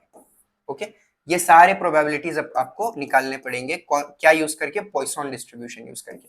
तो चलिए, probability of when x is equal to 0 मतलब r यहाँ पे अपना 0 है, तो e की power minus lambda कितना दिया हुआ है माइनस ये 2 आ जाएगा और 2 की पावर 0 अपॉन 0 का फैक्टोरियल प्लस e की पावर माइनस 2 2 की पावर 1 अपॉन 1 फैक्टोरियल प्लस e की पावर माइनस 2 2 की power 2 upon 2 factorial plus e की पावर माइनस 2 2 की power 3 upon 3 factorial plus e की पावर माइनस 2 2 की power 4 upon 4 factorial minus 2 into 2 की पावर 5 अपॉन 5 फैक्टोरियल। ठीक है, अभी इसको आप कैलकुलेटर पे सॉल्व करना। तो अगर आप इसको सॉल्व करोगे तो आई वुड सजेस्ट कि इसको आप जब सॉल्व कर रहे हो ना तो कॉमन ले लो, जैसा हम पहले ले रहे थे 1 माइनस। देखिए यहाँ पे e की पावर माइनस 2 है, सब जगह ही है, तो मैं क्या करूंगा e की पावर माइनस 2 को यहाँ पे कॉमन ले लेता हूँ और सारे वैल्यूज अब लिख देता हूँ मैं। So it is going to be 1 plus 2 क्योंकि ये 1 फैक्टोरियल है, यहाँ पे क्या आएगा 2 का स्क्वायर 4 4 अपॉन 2 फैक्टोरियल मतलब 2 प्लस 2 का क्यूब मतलब 8 8 अपॉन 3 फैक्टोरियल 3 फैक्टोरियल क्या होगा 3 इंटू 2 इंटू 1 मतलब 6 प्लस 2 टू द पावर 16 जो है आपका 16 हो जाएगा, 2 to the power 4 is going to be 16 और इंटू 4 होगा तो ये 24 हो जाएगा प्लस यहाँ पे 32 आएगा और 24 into 5 is going to be I guess it will be 120। ठीक है, इस तरीके से आपके वैल्यूज सारी आ जाएंगी और फिर आप इसको आप और सिंप्लीफाई करके सॉल्व करते हो ना जब आगे नेक्स्ट पेज पे ही बताता हूँ, इतना स्टेप याद रखो। 1 माइनस 109 e की पावर माइनस 2 अपॉन 15 ऐसा आपका आंसर आएगा यहाँ पे। तो इसको जैसे ही आप सॉल्व करोगे the answer that you get is 0.01656।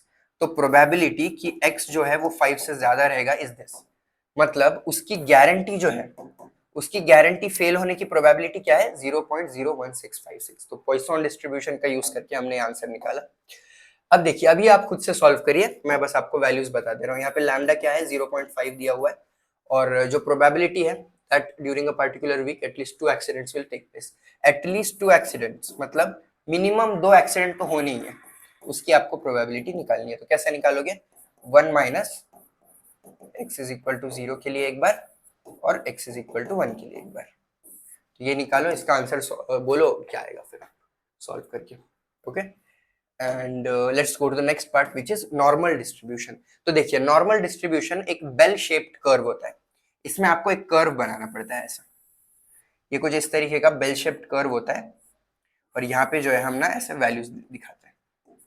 क्या होता है इसमें, how values are spread around the average. यहाँ पे देखो, ये मैंने बहुत ही गंदा बना दिया, ये स्ट्रेट लाइन होती है यहाँ पे जो आपका एक्स एक्सिस होता है और फिर यहाँ पे मीन आपको हमेशा दिया जाता है। मीन का मतलब क्या है, सेंटर की वैल्यू।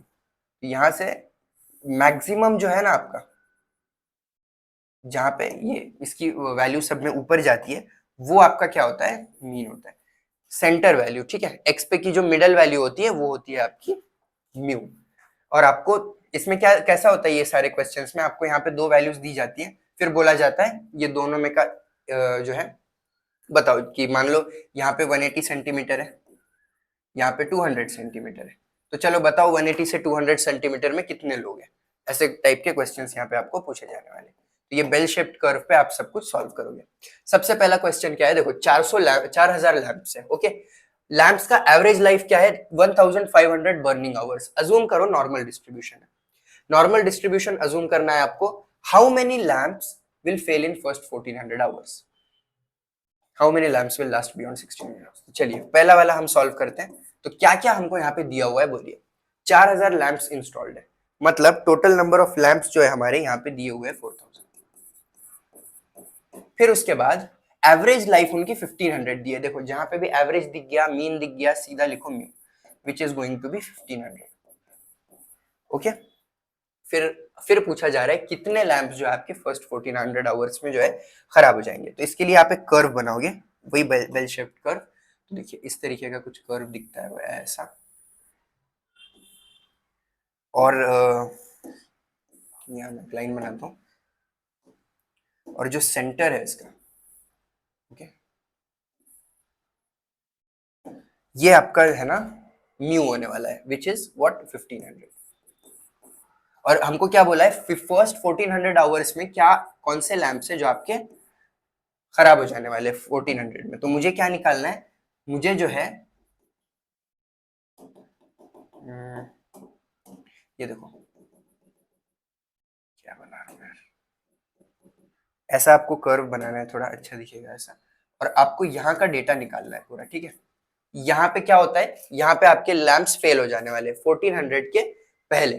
तो वो सॉल्व करने के लिए आपको x क्या दिया हुआ है यहाँ पे, यही होता है आपका x हमको दिया हुआ है 1400, और z आपको निकालना है। z का फॉर्मूला याद रखो, इसमें आपको जरूरत पड़ने वाली, which is x minus mu upon sigma, which is equal to x क्या है अपना 1400 है, म्यू कितना है 1500 है, और सिग्मा दिया है क्या, सिग्मा जब भी नहीं दिया है ना, ऐसा कुछ अज्यूमिंग नॉर्मल डिस्ट्रीब्यूशन लिखा है, तो इसका मतलब होता है सिग्मा आपका सीधा सीधा आपको 100 लेना है, अगर नहीं दिया हुआ है तो upon 100, which is equal to -100 upon 100 हो जाएगा आपका -1।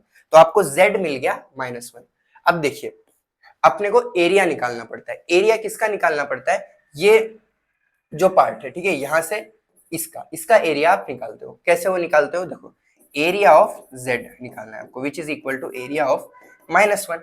लेकिन एरिया निगेटिव होता ही नहीं है आपका, तो आप निकाल रहे हो एरिया ऑफ 1, और एरिया ऑफ 1 हमको यहाँ पे दिया है कि z इज इक्वल टू 1 है, तो एरिया हमारा जो है 0.3413 है, ठीक है। तो ये पार्ट जो है आपको मिल चुका है। लेकिन अभी देखो ये जो पार्ट होता है ना आपका कर्व के ये साइड का, ये 0.1 होता है, और ये साइड का जो एरिया है ये भी आपका 0.1 होता है, और ये जो टोटल कर्व के अंदर का एरिया होता है ना वो पूरा होता है आपका 1।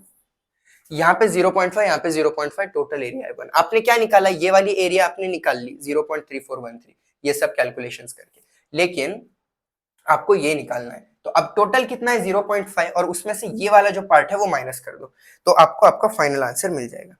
सो अपने को क्या निकालना है, प्रोबेबिलिटी कि हमारा जो x है वो 1400 से कम है। वही बोला गया है ना कि 1400 से कम में कौन खराब होने वाला है आपका, तो उसमें कौन कौन आते हैं वो कैसे आप निकालोगे, वो निकालना है आपको 0.5 माइनस 0.3413 का। तो जैसे ही आप ये सॉल्व करोगे, this answer comes out to be 0.1587। Okay, तो हमको मिल गया प्रोबेबिलिटी, किसकी probability, that the lamps will fail in first 1400 hours. अब हमको पता करना है how many will last beyond 600 hours. मतलब देखो यही कर्व पे करके बताता हूं आपको। लेट्स से दैट यहाँ पे 1600, तो ये साइड में कौन है, ये साइड में कौन है, वही पूछ रहा है ना, how many will last beyond 1600। 1600 के आगे कौन रहेगा, तो 1600 के आगे कौन रहेगा, मतलब आपको ये वाला जो पार्ट है वो पता करना है। तो ये वाला पार्ट आप कैसे पता करोगे, let's check that out. Same logic, x कितना होने वाला है, अभी सेकंड वाला सॉल्व कर रहा हूं, ठीक है। x हमारा दिया हुआ है 1600, z कैसे निकालोगे, x minus mu upon sigma से, विच इज एक्चुअली 1600 माइनस 100, नहीं माइनस कितना था म्यू 1500, सिग्मा हमने 100 अज्यूम किया था because nothing was given to us, और 100 अपॉन 100 आपका जो आंसर आ रहा है वो 1 आ रहा है।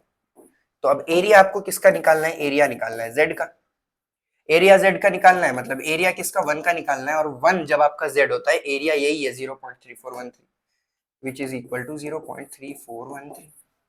ये आपको मिल चुका है 0.3413। तो किसका एरिया मिला आपको 0.3413, ये वाले पार्ट का। तो अब आप क्या करोगे, 0.5 में से ये पार्ट निकाल दोगे, तो आपको ये ब्लू वाला शेडेड पार्ट मिल जाएगा। So let's do that. तो प्रोबेबिलिटी कि हमारा जो x है वो 1600 के आगे लास्ट करेगा, ऐसा बोला था, is equal to 0.5 minus 0.3413, which is the same as the previous answer 0.1587। तो देखो इसकी प्रोबेबिलिटी और इसकी प्रोबेबिलिटी आपने नॉर्मल डिस्ट्रीब्यूशन का यूज करके निकाल दी। सो आई होप आपको थोड़ा बहुत तो समझ आया होगा। फिर से और एक क्वेश्चन सॉल्व करेंगे तो और अच्छे से समझ जाएगा। देखिए एक रैंडम सैंपल है 200 स्क्रूज का, is drawn from a population which represents the size of screws. If a sample is distributed normally within mean, अच्छा ये मैंने एक्चुअली पूरा सॉल्व नहीं किया क्वेश्चन, क्योंकि यहाँ पे n भी दिया था हमको 4000, तो ऐसी गलती आप भी मत करो, यहाँ तक सॉल्व करके मत छोड़ देना, पूरा लास्ट तक सॉल्व करो। n आपका दिया हुआ था 4000।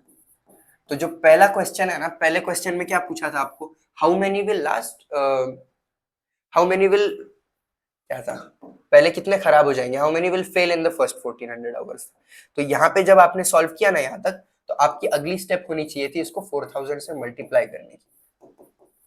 तो इसको जैसे आप 4000 से मल्टीप्लाई करते, इसका आंसर आता 635।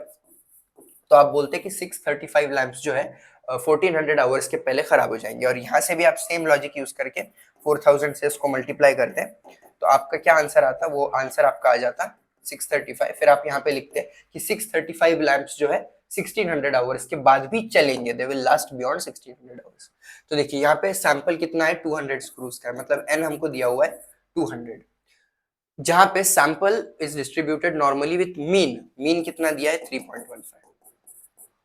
उसके बाद स्टैंडर्ड डिविएशन जो है वो दिया हुआ है sigma, which is equal to 0.025, and find the expected number of screws whose size falls between this and this. मतलब आपको x1 की जो वैल्यू है वो दी हुई है 3.12 सेंटीमीटर, और जो x2 की वैल्यू है वो दी गई है 3.2 सेंटीमीटर। अब इसके बेसिस पे मैं ना बेल शेप्ड कर्व अगर बनाऊं, तो यहाँ पे मैं बनाता हूँ, देखिए जिस तरीके से। So let's draw a few lines, एक ऐसी लाइन बना दो, and let's draw one more ऐसी लाइन। तो म्यू की वैल्यू क्या है यहाँ पे दी हुई 3.15, ये आपका सेंटर है, और यहाँ पे कहीं आपका क्या होने वाला है 3.12, और यहाँ पे होगा 3.2। तो ये देखिए ये और ये, आपको क्या निकालना है, आपको निकालना है शेडेड पार्ट किसका, ये एरिया का, कितने लोग इसके बीच में है ये आपको फाइंड करना है, ठीक है। तो ये एरिया आपको फाइंड करना है। सो चलिए वो कैसे करते हैं मैं आपको बताता हूँ। So what we need to do now is start finding z। तो for x is equal to 3.12, हमारा z क्या होने वाला है, z is equal to x minus mu upon sigma, which is actually equal to x minus mu, x कितना है यहाँ पे 3.12, और वो कितना है 3.15, अपॉन सिग्मा की वैल्यू कितनी दी थी 0.025। तो इसका क्या आंसर आएगा आपका, इसका जो आंसर है वो आपका आने वाला है -1.2। तो इसका अगर आपको एरिया निकालना है, तो एरिया ऑफ -1.2 क्या होगा, एरिया कभी निगेटिव नहीं होता, तो 1.2 का एरिया जो आपको यहाँ पे दिया हुआ है विच इज 0.3849। तो ये आपने किसका एरिया निकाला, for x is equal to 3.12, ठीक है। तो आपने जो एरिया निकाला हुआ है वो ये वाले पार्ट का निकाला है, ओके। अब आपको उस साइड के भी पार्ट का एरिया निकालना है, तो for x is equal to 3.2, z is equal to x minus mu upon sigma. Did I write the values correctly, 3.15 था और 0.025 था, सही है। तो इसका आंसर जो है 20 आएगा आपका, नहीं 20 नहीं है एक्चुअली, वो 2 ही है। तो आपको एरिया निकालना है 2 का, area when z is equal to 2, तो क्या है वो है 0.4772, तो this comes out to be 0.4772। तो ये देखिए ये वाला जो एरिया है इसका एरिया भी आपने निकाल दिया 0.4772, और ये वाला भी एरिया आपने निकाल दिया 0.3849। अब आप क्या करोगे, अब आपको ये पूरा ब्लू शेडेड पार्ट का एरिया निकालना है, तो बस ये दोनों एरियाज को एड अप कर दोगे। सो प्रोबेबिलिटी जो है आपकी वो क्या रेंज में लाई कर रही थी, 3.12 से 3.2 में ना। So 3.12 equal to x equal to 3.2, इसकी प्रोबेबिलिटी जो है वो आपकी होने वाली है area of this plus area of that, 0.3849 plus 0.4772। तो इसका जो आपको फाइनल आंसर आने वाला है that is going to be 0.8621। But यहाँ पे आंसर खत्म नहीं हुआ, पहले की जैसी गलती नहीं करूंगा मैं। अब यहाँ पे 200 स्क्रूज बोला गया था, तो हम मल्टीप्लाई करेंगे फाइनल आंसर को 200 स्क्रूज से। तो एक्सपेक्टेड नंबर वगैरह वगैरह जो भी क्वेश्चन में वही लिख देना, और लास्ट में फाइनल आंसर बताना आप। इसका जो आंसर आने वाला है आपका that is going to be 172.42। तो इसको आप अप्रोक्सीमेटली जो है लिख दोगे 172, ठीक है। तो एक्सपेक्टेड नंबर ऑफ स्क्रूज यहाँ पे आपका 172 आ जाएगा। सो आई होप आपको समझ आया ये भी। Let's go to the next question, ठीक है। ये वाला भी in a distribution exactly normal 7% of the, हाँ ये थोड़ा सा अजीब क्वेश्चन है। इसमें क्या बोला गया है, देखिए ये जो वैल्यू है ना आपकी पहली वाली, ये लेफ्ट में है, ठीक है, और ये वाली जो है आपकी राइट में है। ऐसा कभी क्वेश्चन आता है तो आप ऐसा अज्यूम करो, और ये लेफ्ट में होने की वजह से ये जो है ना z की वैल्यू ये आपकी निगेटिव होने वाली है। एरिया कर्व में ये निगेटिव होगा और ये पॉजिटिव होगा z।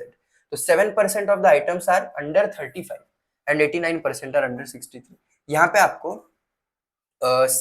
बोला गया है कि प्रोबेबिलिटी दी गई है आपको यहाँ पे कि 7% आइटम्स 35 के अंडर है, मतलब 7% आइटम्स जो है वो 35 के अंडर है। तो इसकी जो प्रोबेबिलिटी है वो 7% है, which is actually equal to 0.07। और इसकी प्रोबेबिलिटी क्या है, 63 के अंडर है, मतलब 63 के होने की कितनी है, 89% है सीधा, which is actually equal to 0.89। तो यहाँ से हमको प्रोबेबिलिटीज दे दिए गए हैं। अब हमको निकालना क्या है, मीन और स्टैंडर्ड डिविएशन। तो देखिए मीन का मतलब म्यू और अपने को सिग्मा, ये दो वैल्यूज फाइंड करनी है यहाँ पे। तो देखिए यहाँ पे क्या बोला गया था, of 7% of the items are under 35। देखो अगर मैं इसका बेल शेप्ड कर्व बनाऊं जैसे हम पहले बना रहे थे, so it is something like this and this is the line, say I draw one line like this, ये म्यू है मेरा, ओके। तो यहाँ पे बोला जा रहा है कि 7% are under 35। So let's just say कि 35 यहाँ पे कहीं है, और 89% आर अंडर 63, नहीं अंडर 63। तो इसका मतलब है राइट साइड में जो है यहाँ पे आपका 0.89 है इसके वहां पे, और यहाँ पे जो है वो दिया हुआ है 0.07, ओके। तो अभी इतना डेटा अवेलेबल है आपके पास। अब इसके बेसिस पे हम आंसर फाइंड करते हैं यहाँ पे। तो देखो z, okay there's one more thing, जैसा मैंने कर्व पे से लिखा है आपका x1 क्या होने वाला है, for x is equal to 35, z is equal to x minus mu upon sigma. तो z इज इक्वल टू वही लिख देता हूँ x minus mu upon sigma. अब सारे वैल्यूज देखिए मैं कैसे लिखने वाला हूँ। z क्या है आपका, देखिए लेफ्ट साइड में, मैंने आपको बोला z आपका यहाँ पे निगेटिव होने वाला है क्योंकि वो कर्व के लेफ्ट साइड में होने वाला है।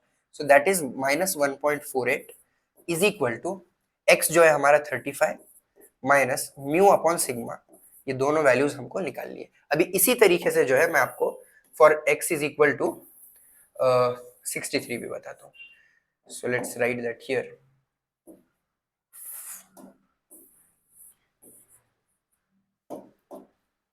For x is equal to 63, अगर आपका x 63 है तो वही फॉर्मूला यूज करोगे, z is equal to x minus mu upon sigma.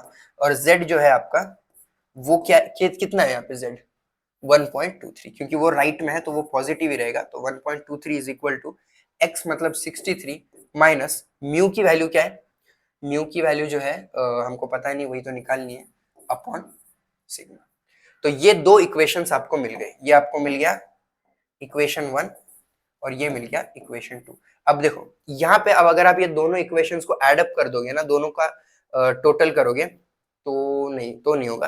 दोनों को अगर सब्ट्रैक्ट करोगे, देखो सब्ट्रैक्ट कर दो इक्वेशन 1 को 2 में से, ठीक है। तो यहाँ पे वही लिख देता हूं मैं, सब्ट्रैक्टिंग 2 फ्रॉम 1। चलिए आगे मैं वही लिखता हूँ,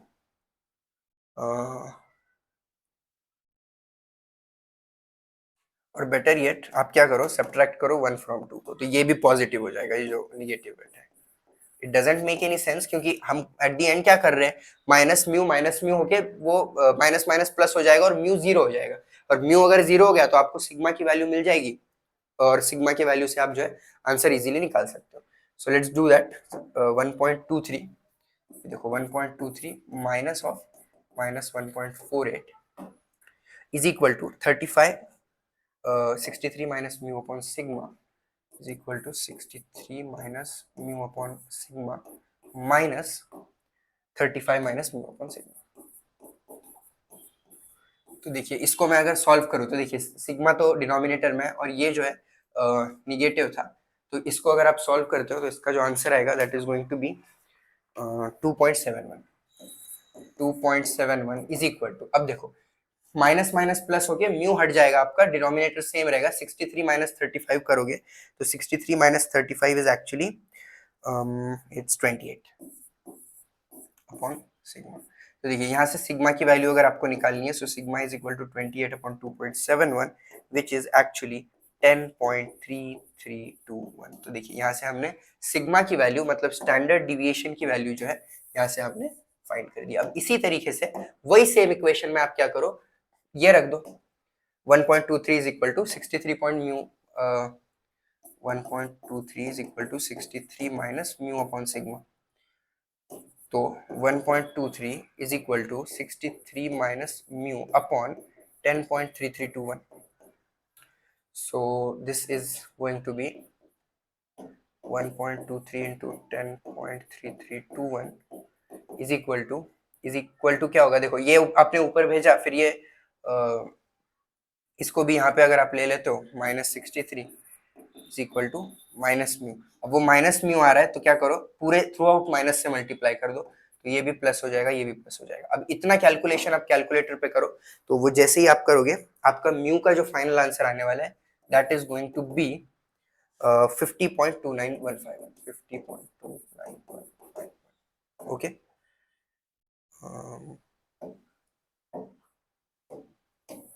so this is one answer that we got, and similarly this is also the other answer that we got.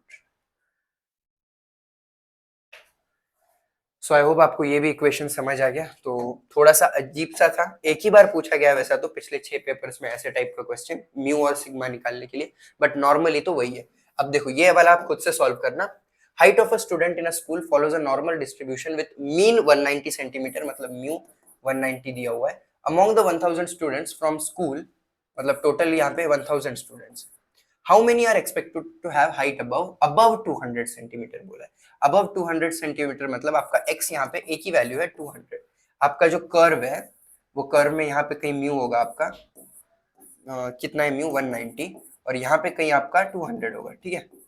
तो आपको इसके आगे की वैल्यू निकालनी है, इसके आगे की।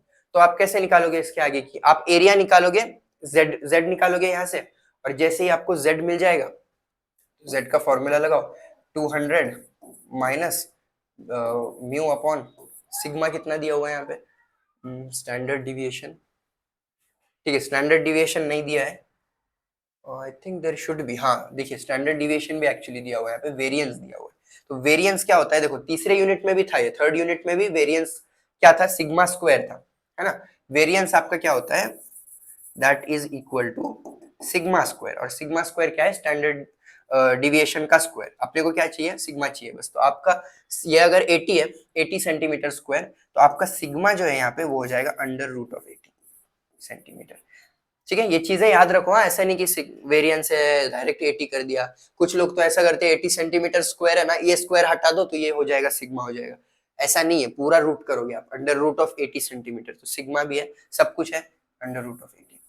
तो इस तरीके से आपको एरिया मिलेगा, और ये z जो है आपका यही आने वाला है, और फिर ये आपका एरिया आएगा। फिर ये जो आप एरिया निकालते हो ना वो ये साइड का होता है, ठीक है। तो फिर आप लास्ट में 0.5 माइनस ये करोगे, 0.5 माइनस 0.3686, तो आपको फाइनल आंसर जो भी है वो आपका फाइनल आंसर आपको मिल जाएगा। प्रोबेबिलिटी, फाइनल आंसर लिखने का तरीके से लिखो। प्रोबेबिलिटी जो है आपको क्या चाहिए थी, हाइट अबव 200 मतलब x मोर देन 200 जो है आपका 0.5 माइनस 0.3686, इस तरीके से आप लिखोगे। देखिए इसमें वैरायटी ऑफ क्वेश्चंस है, बहुत सारे अलग अलग टाइप के क्वेश्चंस आते हैं। स्पेशली प्रोबेबिलिटी का जो पहला टॉपिक हमने देखा था, सबसे पहला प्रोबेबिलिटी से के रिलेटेड क्वेश्चंस थे, कार्ड वाला या बॉल्स इधर से उधर करते हो, तो ये थोड़ा सा लॉजिकल बेस्ड क्वेश्चंस होते हैं, अलग अलग टाइप में पूछे जा सकते हैं। तो अगर आप चाहो तो मैंने सारे पीवाईक्यू पेपर्स जो है, जो 6 पेपर्स है मई 2022 से नवंबर 2024 तक के, तो ये 6 पेपर्स के सारे सोल्यूशंस बना के रखे हैं। अगर आप चाहो तो नीचे लिंक डिस्क्रिप्शन में दिए, जस्ट फॉर 99 रुपीज आप वो ले सकते हो। सारे PYQ सॉल्यूशंस। तो चलिए अभी फाइनल जो हमारा टॉपिक है वो है chi square test, test of hypothesis. ये भी बहुत सिंपल टॉपिक है, आसानी से आप समझ जाओगे। ये आपको बताता है कि जो डिफरेंस है, यहाँ पे आप दो टाइप की वैल्यू होती है, एक होती है ऑब्जर्व्ड वैल्यूज जो एक्सपेरिमेंट करने के बाद आपको मिलती है, और एक होती है एक्सपेक्टेड वैल्यूज जो आपने सोच रखा था कि हमको ये एक्सपेक्टेड है, ये मिलना चाहिए। तो दोनों आप कंपेयर करके देखते हो ज्यादा डिफरेंस है क्या। तो अगर ज्यादा डिफरेंस आता है ना तो आप बोलते हो कि नल हाइपोथेसिस जो है वो रिजेक्टेड है। और अगर वो कम होता है, ठीक है, मैं एग्जांपल जब लेंगे तभी अच्छे से एक्सप्लेन करूंगा। तो बेसिक इसका जो फॉर्मूला है that is equal to chi square is equal to summation of observed values minus expected values का स्क्वायर अपॉन एक्सपेक्टेड वैल्यूज। तो ये निकालना है आपको, उसका समेशन करना है, आपको मिल जाएगा आपका काई स्क्वायर। तो ये तो क्वेश्चन देखिए, आई गेस ये सेम क्वेश्चन 3 बार रिपीट हुआ है काई स्क्वायर में, ये क्वेश्चन कई बार आ चुका है, वैसे तो बहुत है but this question has been asked 3 types and I guess 4 बार भी पूछा है शायद। तो चलो, एक नेशनलाइज्ड बैंक है जो 4 टेलर विंडोज को यूटिलाइज करती है, वगैरह वगैरह जो भी है। सिंपल है कि 4 विंडोज यहाँ पे है और नंबर ऑफ कस्टमर्स जो ऑब्जर्व्ड है वो आपको यहाँ पे दिख रहे हैं। तो ये ऑब्जर्व्ड कस्टमर्स है और एक पर्टिकुलर डे पे 800 कस्टमर्स ऑब्जर्व किए गए थे, ठीक है। तो आपको यहाँ पे एक्सपेक्टेड वैल्यूज दी है क्या? नहीं दी है, आपको बस बोला गया है 800 ऑब्जर्व हुए थे। तो जब एक्सपेक्टेड वैल्यू नहीं दिए जाते हैं ना तो आप खुद से निकालते हो एक्सपेक्टेड वैल्यू। कैसा? अब 800 दिया है, विंडोज कितने 4 है, तो सीधा आप 800 अपॉन 4 करो, तो आपको जो एक्सपेक्टेड वैल्यू है वो मिल जाती है 200। तो एक्सपेक्टेड वैल्यू सबके लिए 200 200 200 200 है और ये ऑब्जर्व्ड है। मतलब हमने सोचा था 200 200 आ जाएंगे हर विंडो पे तो सब सही से हो जाएगा काम, लेकिन कोई 150 आ जाए, कहीं पे 250 जा रहे हैं, कहीं 170 जा रहे हैं, तो ऐसा यहाँ पे काम हो रहा है। तो टेस्ट करो कि कस्टमर्स यूनिफॉर्मली डिस्ट्रीब्यूटेड थे क्या विंडोज पे, ठीक है। 5% लेवल ऑफ सिग्निफिकेंस। देखिए काई स्क्वायर यहाँ पे 3 का मतलब होता है डिग्री ऑफ फ्रीडम। यहाँ पे 4 विंडोज है ना, तो 4 - 1 करते हो आप, जो आंसर आता है वो आपकी डिग्री ऑफ फ्रीडम होती है। और ये 0.05 का मतलब है एट 5% लेवल ऑफ सिग्निफिकेंस, वो आपको वैल्यू दी जाती है। अब आप काई स्क्वायर की खुद की वैल्यू निकालते हो, काई स्क्वायर कैलकुलेटेड आप निकालते हो और वो चेक करते हो कि ये जो है ना लेस देन काई स्क्वायर ये वाला है क्या। अगर ये लेस है तो आपका जो है नल हाइपोथेसिस सेलेक्ट होता है, और अगर ये बड़ी वैल्यू आती है ना कैलकुलेट करके तो नल हाइपोथेसिस रिजेक्ट हो जाता है, और ये जो बात बोल रहे हैं टेस्ट करने के लिए वो बात झूठ हो जाती है, ठीक है। तो चलिए अभी ये क्वेश्चन मैं आपको सॉल्व करके बताता हूँ। So let's start.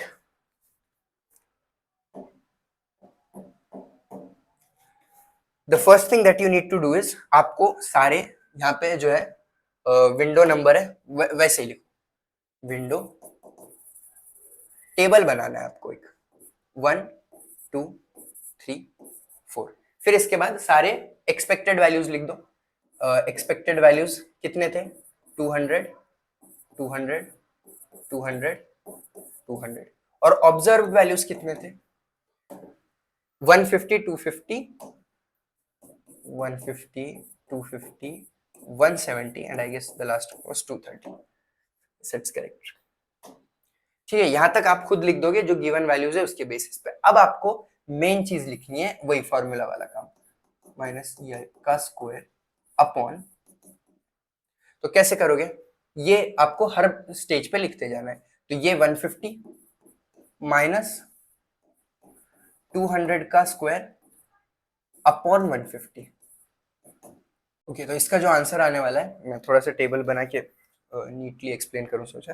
तो इसका जो आंसर आएगा that is going to be 12.5। इसी तरीके से ओ आई माइनस ई आई, ये देखो ये हो जाएगा 250 माइनस 200 का स्क्वायर अपॉन 200। इसका भी आंसर जो है 12.5 ही आने वाला है। फिर देखो ओ आई माइनस ई आई मतलब 170 observe value minus expected value upon 200 का स्क्वायर अपॉन 200। इसका आंसर जो है आता है आपका 4.5। फिर इसके बाद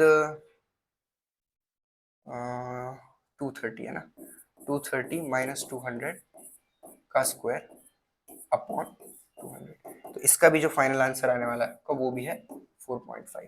तो इस तरीके से आपने ये सारी वैल्यूज निकाल ली। अब जैसे ही आप टेबल बनाते हो ना, आपको काई स्क्वायर का फॉर्मूला लिखना है, जो आपने ऊपर ऑलरेडी लिखा है वो काई स्क्वायर का ही फॉर्मूला है जो आप खुद कैलकुलेट कर रहे हो। Okay, summation of y minus E I का square upon E I. which is actually equal to 12.5 plus 12.5 plus 4.5 plus 4.5, and the answer finally comes out to be 34. तो अभी आपको आंसर क्या मिल गया का स्क्वायर का, अरे ये आपको मिल गया 34, which is what it is greater than the chi-square that we wanted. कौन सा वाला था वो 3,0.05 वाला, 5% significance with degree of freedom 3। तो क्या हो गया प्रॉब्लम, 34 है, बड़ा है, बड़ा है तो प्रॉब्लम हो जाती है, बड़ा है तो आपको लिखना पड़ता है we reject the null hypothesis. ये लाइन आपको लिखनी है। अगर 34 आया, आपकी जो काई स्क्वायर की वैल्यू है वो बड़ी है, अगर काई स्क्वायर कैलकुलेटेड की वैल्यू कम होती है तो वी सेलेक्ट या फिर we accept the null hypothesis. और जैसे ये लाइन लिखो ना, तो ये भी जो लाइन है, test whether the customers are uniformly distributed over the windows, ये भी आप लिख देना, the customers are not uniformly distributed over the windows at 5% level of significance. Why aren't they distributed, क्योंकि आपका काई स्क्वायर बड़ा आ गया, अगर छोटा आता तो they would have been distributed correctly. अब a pea cultivating experiment was performed. यहाँ पे देखो, यहाँ पे क्या किया गया है, आपको ऑब्जर्व्ड वैल्यूज दी गई है, वर नोटेड मतलब वैल्यूज कौन सी है, ये ऑब्जर्व्ड है, उन्होंने ये एक्सपेरिमेंट किया और उन्होंने खुद ऑब्जर्व की है सारी वैल्यूज। तो 219, 81, 61, 31, फिर उसके बाद क्या बोला है, थियरी प्रेडिक्ट्स, मतलब ये एक्सपेक्टेड वैल्यू है, क्या है, ये रेशो में दी है आपको, करेक्ट वैल्यू उन्होंने नहीं दी है। अब ऐसा कई बार होता है, तो अब अगर रेशो में कोई आता है ना, तो आपको क्या करना है, सबसे पहले तो रेशो का टोटल कर दो।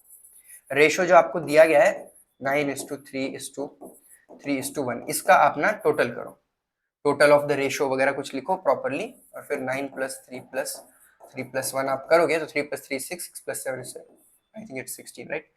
तो इस तरीके से आपको 16 मिलता है। अब आपको खुद से सारे जो है एक्सपेक्टेड वैल्यूज निकालने पड़ते हैं। तो देखिए, एक्सपेक्टेड वैल्यूज में सारे यहाँ पे निकाल के बताता हूँ। राउंड येलो पीज है, तो उसके लिए एक्सपेक्टेड वैल्यू क्या होगी मेरी, कैसा निकालोगे आप, 9, मतलब ये रेशो में 9 दिया हुआ है उसका, 9 डिवाइडेड बाय जो उसका टोटल आ चुका है अपॉन 16 इनटू, अब इनटू क्या करोगे आप, टोटल जो आपको ऑब्जर्व हुए, तो ये देखो 219, तो यहाँ पे कहां पर लिखूं मैं, टोटल ऑब्जर्व्ड वैल्यूज लिख देता हूँ यहाँ पे, total observed is equal to 219 plus 81 plus 61 plus 31, तो इसका जो आपका आंसर आने वाला है that is going to be 392। ठीक है, यहां से आपको सारे एक्सपेक्टेड वैल्यूज निकालना है, ये बहुत ही इंपॉर्टेंट स्टेप है। एक्सपेक्टेड वैल्यूज ही अगर आप नहीं निकालोगे तो फिर आप टेबल कैसे बनाओगे। पिछला वाला क्वेश्चन अच्छा था, उसमें सीधा सीधा 800 दे दिया था हमको, और हमने 800/4 करा था, क्योंकि 4 वैल्यूज थे। यहाँ पे भी हमको ये रेशो देने की जगह वो 800 अगर दे देते तो हम 800/4 और 200 बोल देते थे इसको भी। ठीक है, तो रेशो दिया है, तो 9/16 इंटू क्या, इंटू 392, तो इसका जो आंसर आता है वो है 220.5। फिर रेड येलो है, उसके बाद कौन से पीस है, राउंड ग्रीन मतलब RG, 3/16 into 392 which is equal to 73.5। फिर अगले वाले है रिंकल्ड येलो है, उनका क्या रेशो है, 3:1, ये मतलब यही आएगा 3/16 इंटू 392 विच इज ऑल्सो 73.5। और लास्ट वाले कौन से है, 31 रिंकल्ड ग्रीन पीस, मतलब रिंकल्ड ग्रीन, इसका रेशो में कितना है, 1/16 इंटू 392, तो इसको आप सॉल्व करोगे तो इसका आंसर जो है वो आएगा 24.5। तो ये वैल्यूज कौन सी निकाली हमने, एक्सपेक्टेड वैल्यूज। टेबल के अंदर हमको EI भी तो डालना है ये वाला, इसके लिए हमको ये सारी वैल्यूज निकालनी पड़ी। और जो ऑब्जर्व्ड वैल्यूज है वो तो सीधा सीधा दी गई है, 219, 81, 61। तो अभी चलो टेबल ड्रॉ, तो देखिए ये मैंने टेबल ड्रॉ किया, अभी सारे वैल्यूज में इसमें लिखता हूँ। तो ऑब्जर्व्ड वैल्यूज हमारे जो है वो है 219, 81, 61 और 31। अब एक्सपेक्टेड वैल्यूज क्या है, एक्सपेक्टेड हमने अभी निकाले, देखो 220.5, 73.5, 73.5, 220.5, 73.5, 73.5 और लास्ट में था 24.5, ये हमारे एक्सपेक्टेड वैल्यूज है। अब इसमें हम जो है सारे वैल्यूज लिखेंगे। सो 219 माइनस 220.5 का square upon 220.5. So when you solve this, your answer comes out to be 0.0102, 0.0102. And similarly here 281 minus 73.5 का square upon 73.5 which is 0.7653. इसको भी वैसे ही 61 minus 73.5 का square upon 73.5 and this is 2.1259. 31 minus 24.5 का square upon 24.5, so the answer comes out to be 1.7245. ठीक है, तो इस तरीके से हमने सारे वैल्यूज निकाल दिए। अब ये सारे आप सब्स्टिट्यूट करोगे कहाँ पे, काई स्क्वायर के फॉर्मूला के बाद। Chi square is equal to summation of this on this. तो अब आप इसका समेशन जैसे ही करोगे तो सारे वैल्यूज को ऐड अप करोगे। आप क्या क्या थे वो 0.0102 plus 0.7653 plus 2.1259 plus 1.7245 plus 4.6259, okay, equal to is equal to no actually ये आंसर था 1.7245 4.6259। तो ये देखिए ये मेरा क्या आ गया, काई स्क्वायर कैलकुलेटेड वाला। तो अभी ये क्या है, हमको क्या दिया हुआ था, काई स्क्वायर वही दिया होता है मेजरली सब क्वेश्चन में 7.815। तो अब 7.815 से हमारी वैल्यू कम है, तो इसका मतलब क्या हो गया, जो वैल्यू दी थी उससे कम अगर है तो फिर आप लिख दो we accept the null hypothesis. Okay, इस तरीके से आपका काम होता है। तो और लास्ट में test the compatibility of the data with theory, है ना, तो वही आप लिख दोगे कि जो थ्योरी में डेटा दिया हुआ है वो सब सही है, मतलब ऑब्जर्व जो था एक्सपेक्टेड जो था वही ऑब्जर्व हुआ है ऑलमोस्ट। ठीक है, तो we accept the null hypothesis लिखो और आपका यहाँ पे काम हो गया। अब लास्ट वाला जो है ये मैं नहीं सॉल्व करूंगा, ये आप खुद से सॉल्व करना। तो देखिए कैसा करोगे आप सॉल्व इसको, स्टेप बाय स्टेप। सब में पहले आप ये जो है ये सारी वैल्यूज, ये कौन सी वैल्यूज है, are known to be in this ratio, ठीक है, they observe the frequencies this, तो ये सारी आपकी ऑब्जर्व्ड वैल्यूज है। तो ये ऑब्जर्व्ड वैल्यूज का आप टोटल कर दोगे, तो इनका अगर आप टोटल करोगे तो इसका आंसर है ना 200 आएगा। फिर इसके बाद ये जो रेशो दिया है वो रेशो का जब आप टोटल करोगे तो रेशो का आंसर 100 आएगा। तो 1 बाय 1 सारी एक्सपेक्टेड वैल्यूज निकालना, कैसे, 49 अपॉन 100 इंटू 200 करके। तो ये तो 0 कट होगा, तो इसका जो आंसर है वो 98 आएगा। तो ये कि 98 आ गया। फिर इसके बाद 38, 94 के ऐसे एक्सपेक्टेड वैल्यूज निकालो, टेबल बनाओ, और टेबल बनाने के बाद फिर आप काई स्क्वायर की वैल्यू निकाल सकते हो। तो यहाँ पे हम सेशन एंड करते हैं। Thank you everyone for watching this session. I hope you enjoyed it. अगर आप PYQ सॉल्यूशंस खरीदना चाहते हो, so link is in the description, and if you haven't subscribe to the channel, do subscribe. Thank you so much.